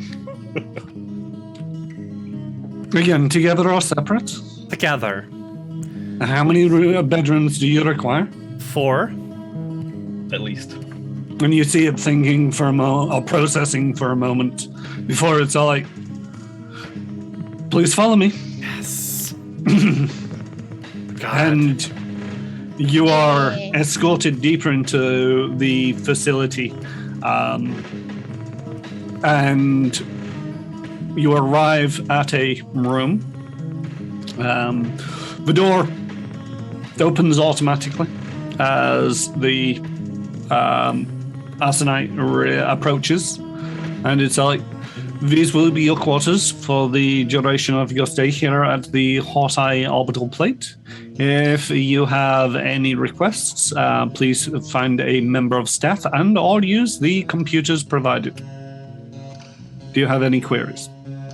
We see any members of staff other than is it Anasites? You've not, but it's difficult to tell a little bit when it comes to, you've seen people walking around from other corporations, whether they're working here or whether they're visiting like you are. That's difficult to tell. The only thing that you can really confirm is the Anacytes are, the staff of the more permanent staff, at least. Your colleague mentioned a tour of the Edge facilities. How often do those type of things run? Or would it be a personalized tour? It is part personalized and part group, depending on your requirements. These can be run hourly or on demand. Oh, so we don't have to schedule ourselves for a specific run? No, although if you would like a tour of the... we highly recommend that you go on the generalized tour because it will also feature all the up-and-coming developments provided here by the Horse Eye Orbital Plate. Sounds excellent. You got like a leaflet or a flyer? No, please check the local infosphere on the computers provided. Oh, thank you. I think a general tour would be great. It'd be nice to know where we would like to sink our investments into. Many credits to put somewhere. Yeah, it'd be interesting to see what the other companies are up to here. I would like to remind you that other companies can maintain restricted areas of access, and the Horse Eye Orbital Plate will not be held responsible if you fail to receive proper authorization to enter those restricted areas. Of course. I would these expect areas- nothing less. Are these areas marked, so we don't accidentally walk into them? This is another reason for taking the core. Most areas are indeed marked, and doors will not open should you not be allowed within those facilities. However, the tours will also provide you with a general idea of where you are and are not allowed to go. Wonderful. Curious, what is the atmosphere like outside of the orbital plate? The atmosphere is currently dry, no chance of rain. However, we do not recommend leaving the orbital plate without some kind of avionic equipment, as the fall is most likely fatal. All right. Thank you. On these corporate events that we go to quite often, there's sometimes a kind of a hobnobbing soiree, or is anything like that scheduled? Please find a list of events and soirees, as you call it, on the computer. Most of these are open to all. However, some are restricted to individual corporations. Ah, thank you. I guess I'll just refer the rest of my questions to this computer over here. Is there anything else I can help you with today? Nope, you've been most helpful. Thank you. We'll see you in a bit. Bye. Or shut the door. Trick's like closing the door as she said. Just pushing this robot out the door, and it's like, good day. Well, so if I were a corporate agent worth my salt, I was looking around, I would definitely want to bug the rooms of potential shareholders to see what they would be interested in. Is that worth saying out loud then? I mean, what Yeah, are Trick's just gonna look around the room for cameras. Can I do the same? I mean, even though my perception's not great. I will take a perception, sense motive, or sleight of hand. I'll do sense motive. It's a 16 from Tricks. 8. And did you hear Aladdin in this, or? Is that Yeah, you can definitely join in if you wish. Please. Oh, good lord. 8 as well? And then the 9 from Flimsy. His cameras are really well hidden. Yeah, Trix, you do manage to find a couple of cameras within the main room, but not in the side rooms. So you've entered this suite, as it were, and it is sort of like a large entry hall, as it were. A couple of couches, couple of tables. On on one of the tables is a computer, and off to the sides are 4 individual rooms.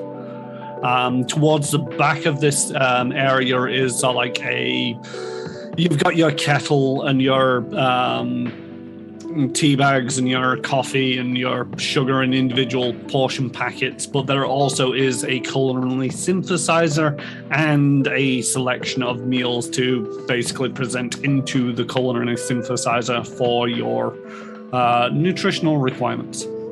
Thank you. We've got an apartment, basically. Yes.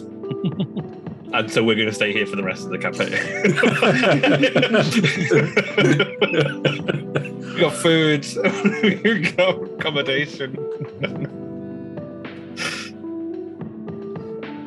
Somebody might start asking questions if you try to living out of here. But one of the things is it's like you're in this place and they're trying to set a good impression. They're trying to make you feel at home, and they're trying to convince you to spend your billions of credits on ships and ship construction. Two out of character question, and this might not be within the game, but do we have a credit value for our thingies, or is it just like that's the other system for the shares, the build points? You don't have a credit value, no. Cool. It's it's one of the failings of Starfinder that the build points don't have a credit value, because there's been a lot of discussion in online threads about, what happens if the players get enough money to buy a ship. What's the cost of a ship? And it's like, it doesn't really translate that well. And I've actually done the analysis of the build points per level. It's not a straight line, and it doesn't curve in the same way as credits per level do. So it's impossible to say that each build point is worth X, because it either becomes excessively expensive so that nobody could ever buy a ship, but at the highest level you can buy several, or they're so cheap that you can buy several at first level and millions of ships at the higher levels. The math just does not work. So build points are build points, credits are credits. Never try to combine the two. Never the twain shall meet. It was just with you saying billions to invest. Is that a bluff, or do we actually have millions worth of credits in these shares? But I guess between us, we've got enough for maybe a ship. Is 10 build points enough for a ship as an idea of what we've got? Not really. Okay.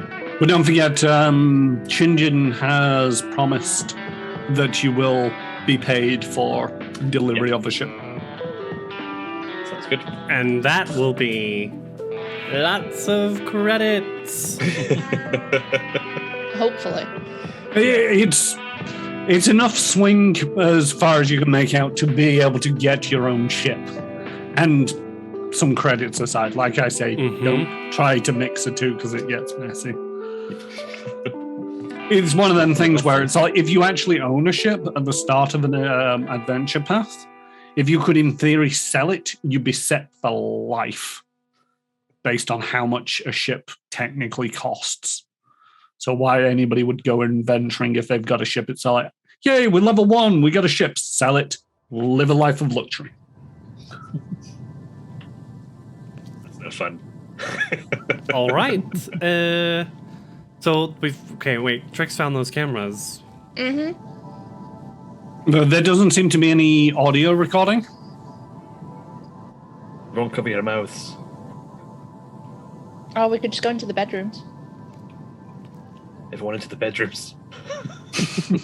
You all go into 4 separate bedrooms. How do we talk to each other if we're in the bedroom? We put our helmets on and talk through our comms. She hears Trix hears Flimsy say that, and she just types on the comms like we use text.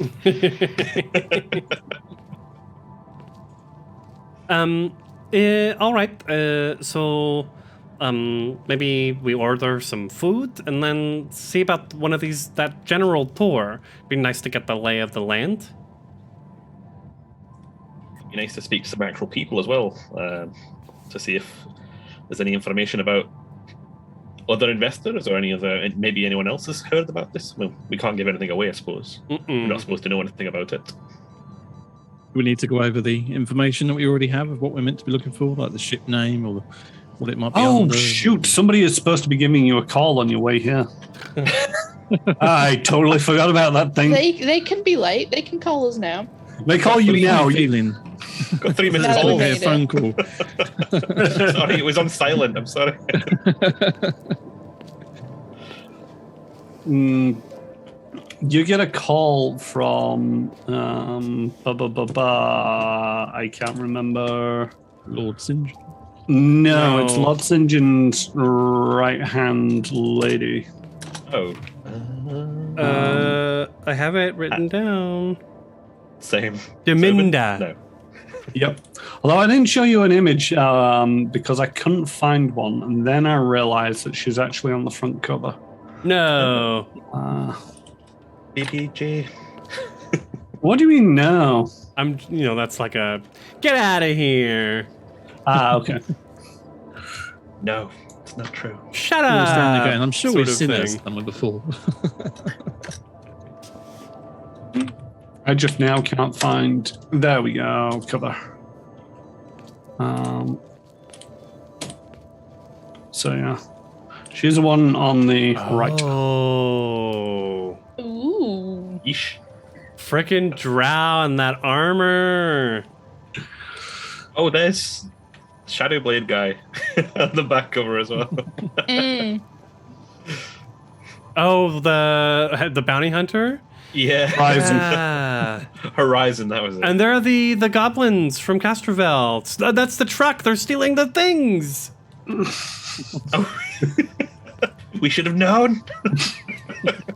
Oh, and this is exactly what I was wondering, if this book had the Galactic Trade subsystem in there.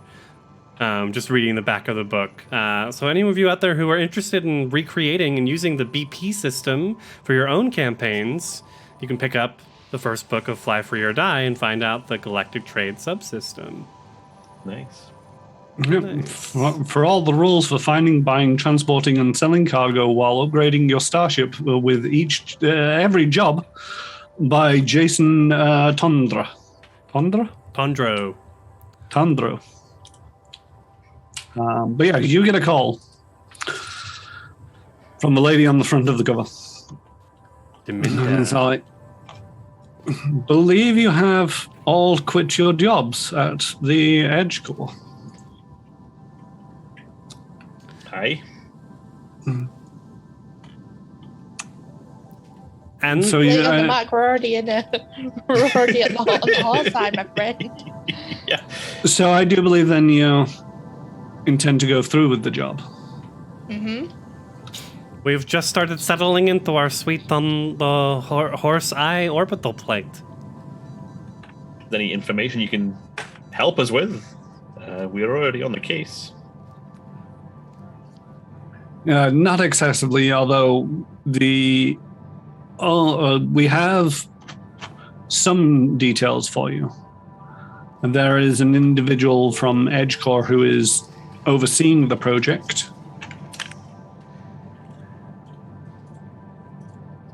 Name? Oh. Elaine Restora.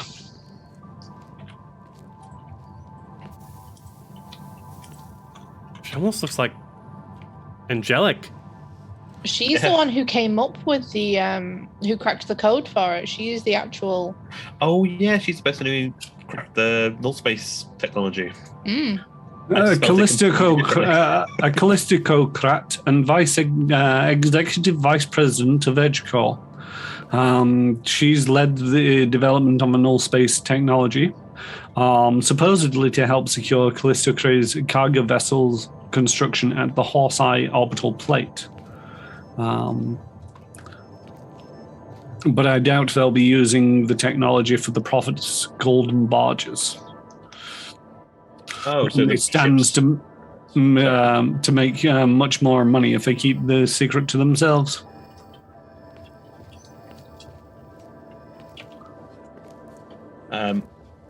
Say Callistocrat? Yes. Odd. What is that? That is the... You know the ship that you didn't want to get on? Mm-hmm. Those guys. The ones with the Callistrade, the prophets who believe in prophets. Yeah, the Callistrades. Their followers are called the Callistocrats. She's a worshipper of money in a way that those at Abadar Corps would find greedy. It's more of a philosophy than it is a worshipping, but yes, it's the true path to enlightenment is through Collecting, hoarding. Hoarding money. Because Abadarians believe in trade. The flow of money must flow through society. But the Callistocrats are more about the amassing of large wealth of sums for themselves. Let's say like religious Ferengi, but that's kind of a bit of an oversimplification, maybe. Like any Ferengi's options. Well, Yes, she is in charge of the project. She's quite beautiful, I must say.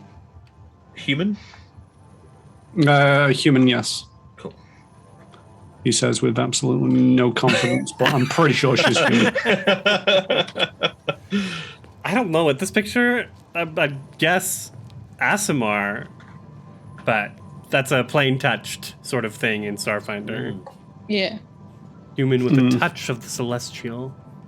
Potentially. I don't know just who asked her that question, but they're in for it now. All right. As Chan mentioned, they're not the 1%. They're the 1% of the 1%. The Camarilla of Starfinder. All right. So she's in charge of things. Okay. So hopefully we won't run into her. Once you have the ship, there is a asteroid in the diaspora that you are to deliver it to. I will send you the coordinates.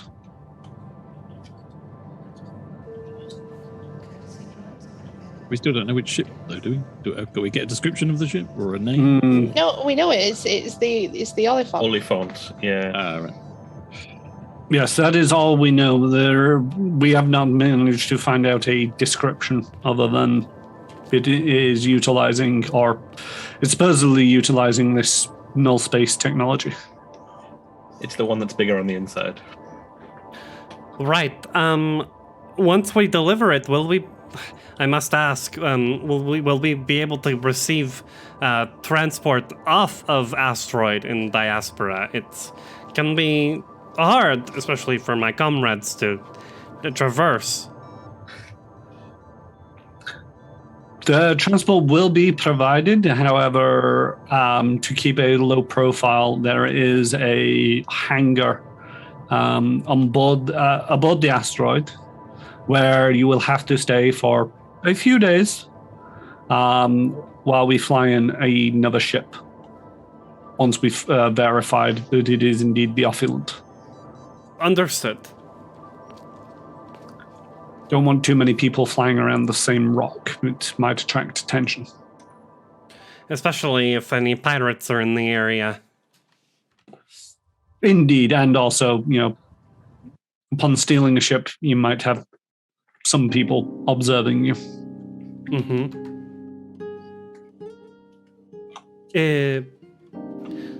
All right, so we see that lady. We know where to find the ship, most likely. She's been working on it, and she won't be too far from her brainchild. And I don't think it's...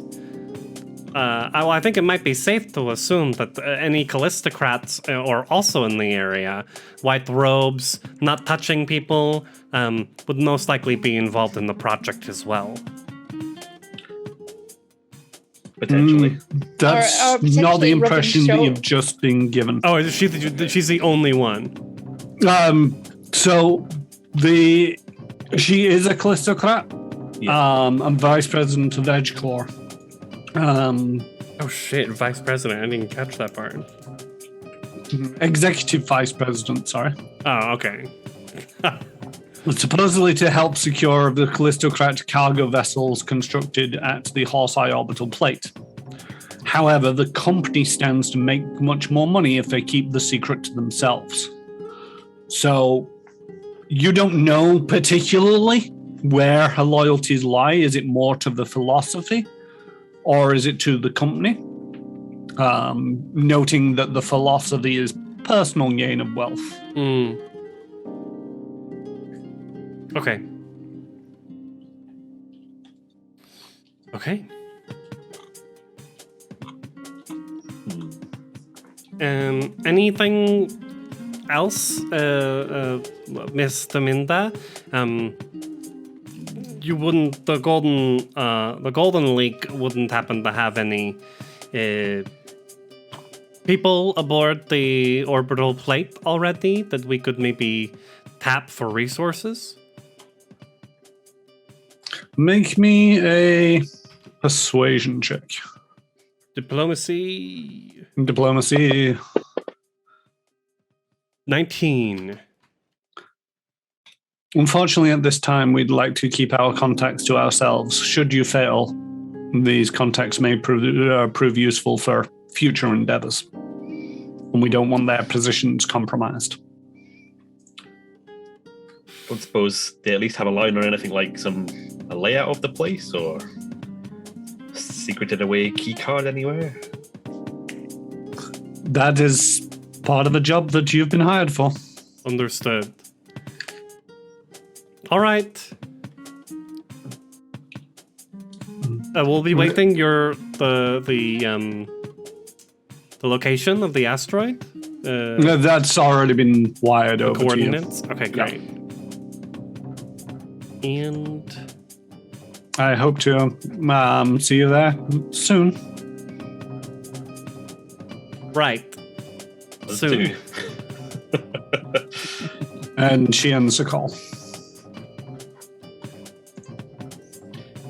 So did she say that we'd give them the ship and then wait on a asteroid for a few days before we got our reward? No, we'd park it. We'd hide in a hangar for a few days with it, and then they'd show up once it was safe. Sounds like a trap to me. It's a good way to eliminate the people that stole the vessel in the first place if we're trapped on that asteroid.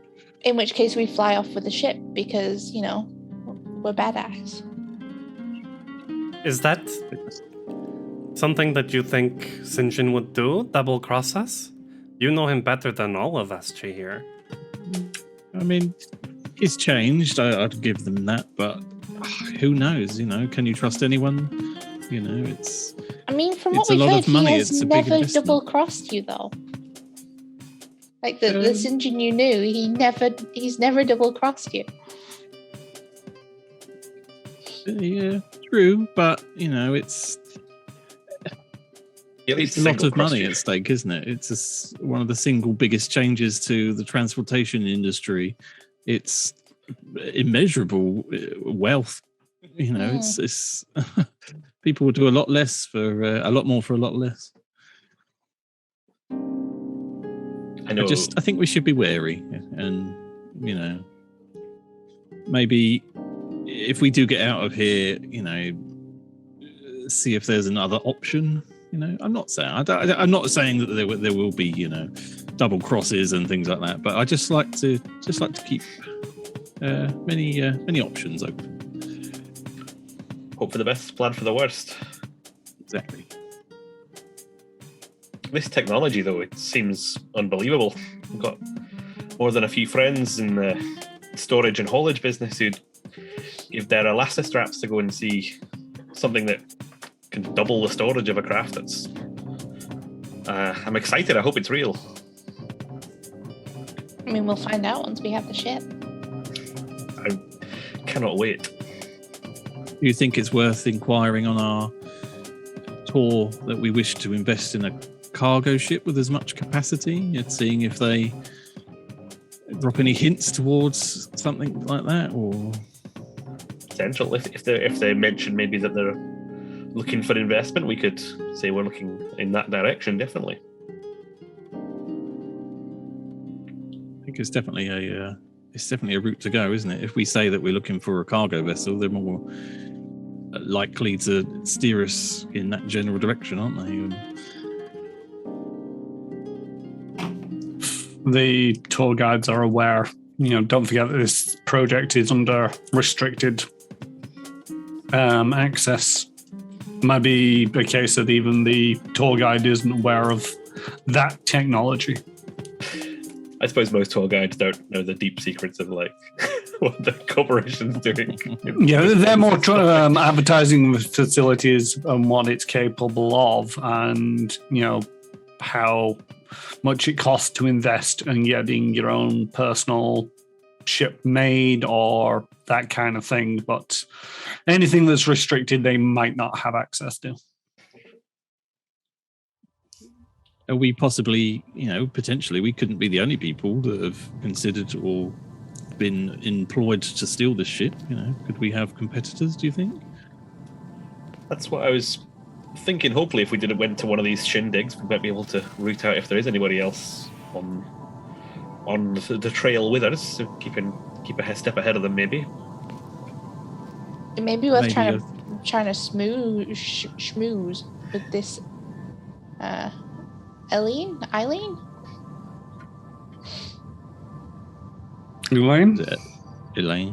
Mm-hmm. Elaine, yeah.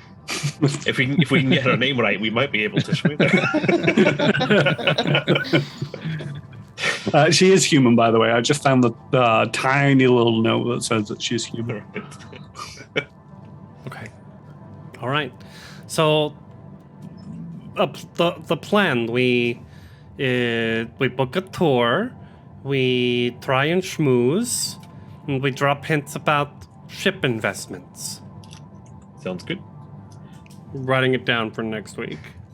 Do you think it's worth splitting up and two of us do the tour and two of us schmooze, or can we do them at separate times? We'd also like to just prod maybe in the right direction. There is a computer in your rooms that is connected to the local infosphere. Literally on edge to go and go to the computer. Trix, you said you were looking for a layout of the place. Should we see if there's a map aboard the system, or? Yeah, of course. How are you at hacking? Well, I got 10 on my last scorecard for my hacking test. Out of? Above 30, I think, a lot of the time. I've seen it be above 30. How about yourself? Okay. No, I do not. Well, I can't. No, I don't dabble. Okay. I'll have a little go. Let's see if we can do the tippy type, as that bear said. Give it a go. Is there a a welcome to the Horse Eye map? You are here. Maybe a computers check. Okay. It's an unskippable cutscene at the start. 25. 25 it definitely does give you sort of like a overview map of the area from just using the terminal. You're not hacking per se at this stage. Okay. But you do manage to find it takes you about half an hour, but you do find a full schematic of the orbital plate. Sweet. The thing is, anything that's in a restricted area is sort of like grayed out and fuzzy. However, it does also give you a bit of a rough guidance as to where you are and aren't allowed to go. There are numerous places where you aren't allowed to go. You refine your search, however, and find only 5 of those places are currently controlled by Edge. Ooh. Did we narrow it down further by size of area? Do we know whether it's a big ship or a small ship? Or? If there's a place called Spanana Research, we can put that out. But if there's, tiny, like 5-foot cube room. Like we can rule that one out, maybe. Well, maybe not if we're doing storage thing. Yeah, it's difficult to tell without a accurate description of the ship because the whole idea is it's like small ships hauling large cargo, but at the same token, if you applied that to a huge freighter of a ship, it's big ships carrying even bigger cargo. Who knows whether they're applying this on the small scale or a huge scale. If this thing is like in a hangar that is in itself a null space, like it's gonna blow my mind. There's no Essentially way. in the cleaning cupboard. Yeah, you go through like it says janitor on it. Like, oh, we're inside the elephant. No, you're inside the hangar that stores the elephant. It's huge, open. But no, you can't narrow it down from there. Although, Jahir, make me a mercenary check. Profession, I don't think you actually had a line for it. That's it. Yeah, I keep meaning to make you one of these. Ooh. If anybody else saw that error message, just ignore it. No. Someone's hacking my computer. Knew they were watching us. Sorry, I can't help myself when I get started. It's like everything. There you go. You now have a profession mercenary check. It's a professional. Thank you for a spin now, but it's not 3. You look over the areas that Flimsy has highlighted as sort of like edge core restricted, and you don't see any sort of like pattern as to which one of these would be more top secret than any of the others. You might be able to get a better guess if you did some legwork and visited as close as you can get to these places. Is there a comparative route of the tour that we can like overlay in a complicated 3D system? It lines up. The thing is, there are multiple tours available. Some will take you in the general area of. Others, you can go on the Edge branded tour that will basically take you to and around these 5 facilities. But at the same token, that's sort of like painting a big red cross on you because it's like, these are the places we want to scope out. Yeah. So it's slightly more risky, but we'll get it done sooner.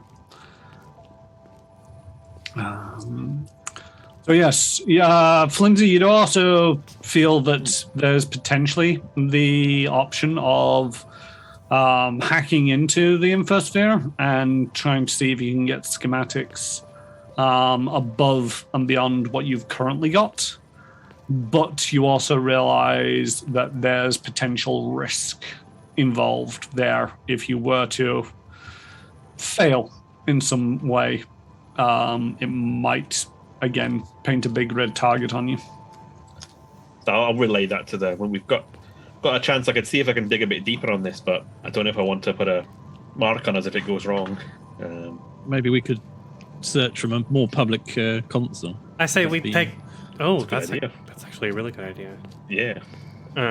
I was going to say, but perhaps we take tour first and see what we can see before hacking deep.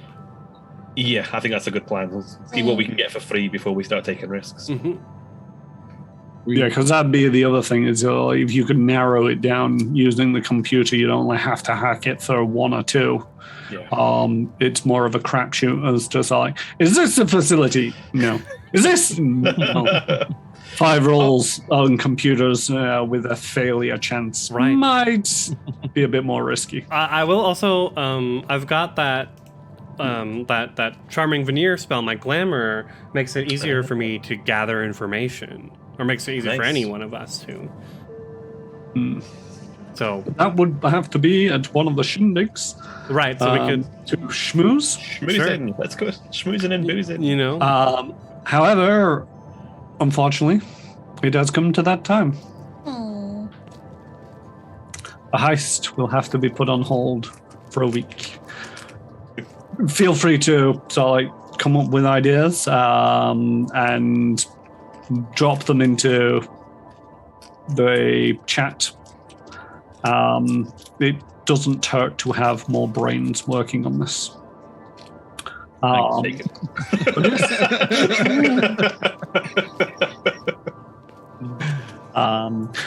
have been Karen Russmer and will continue to be Karen Russmer. Thank you for joining us this evening. You can usually find me over on my own Twitch channel, twitch.tv/Karen Russmer. Where I play a variety of games on Tuesdays, Thursdays, and Fridays. This week's schedule is likely to be XCOM 2 Tuesdays and Thursday, and Resident Evil 4 on Friday. If you hop over to my channel, you can get a look at the schedule over there. Flimsy. I'm JStation64. You can find me on my channel on Thursdays playing No Man's Sky, when I'm about to abandon my settlement and make a whole new one. And on Saturdays at 9:30 a.m, where I play Red Dead Redemption 2, playing the bad guy Arthur Morgan with help from chat. And on Friday evenings at 9 p.m. on Chiron's channel, giving moral support and helpful, friendly advice, playing Resident Evil. Eva. Hi, I am Krifu Bernal. You can find me all over the interwebs at that handle. I'm one of the producers and captains here at Manapot Studios. So if you've enjoyed today's stream, be sure to give us a follow. Be sure to join our Discord, check out our YouTube. If you're curious about, trying your hand at tabletop role-playing game streams yourself, join the Discord and look out for invitations to participate in the happy hours. Where I'm trying my best to launch the EU happy hours so that we can get some time zone appropriate happy hours on this side of the pond.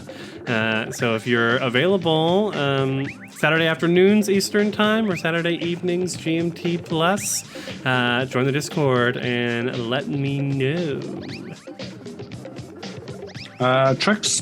Hey, I'm Crit Commissions. You'll find me across various social media platforms doing artsy things. And finally, Jahir. I'm Retro Ted. You can find me at Retro Ted Twitch channel. We will be back on Thursday playing Planescape Torment. Getting near the end. It's exciting. All right, and thank you again for joining us. I do believe we are going to attempt to raid somebody. Hopefully it goes slightly better than last week, but if not, hope to see you all again next time. Daddy, bye. Bye. Bye.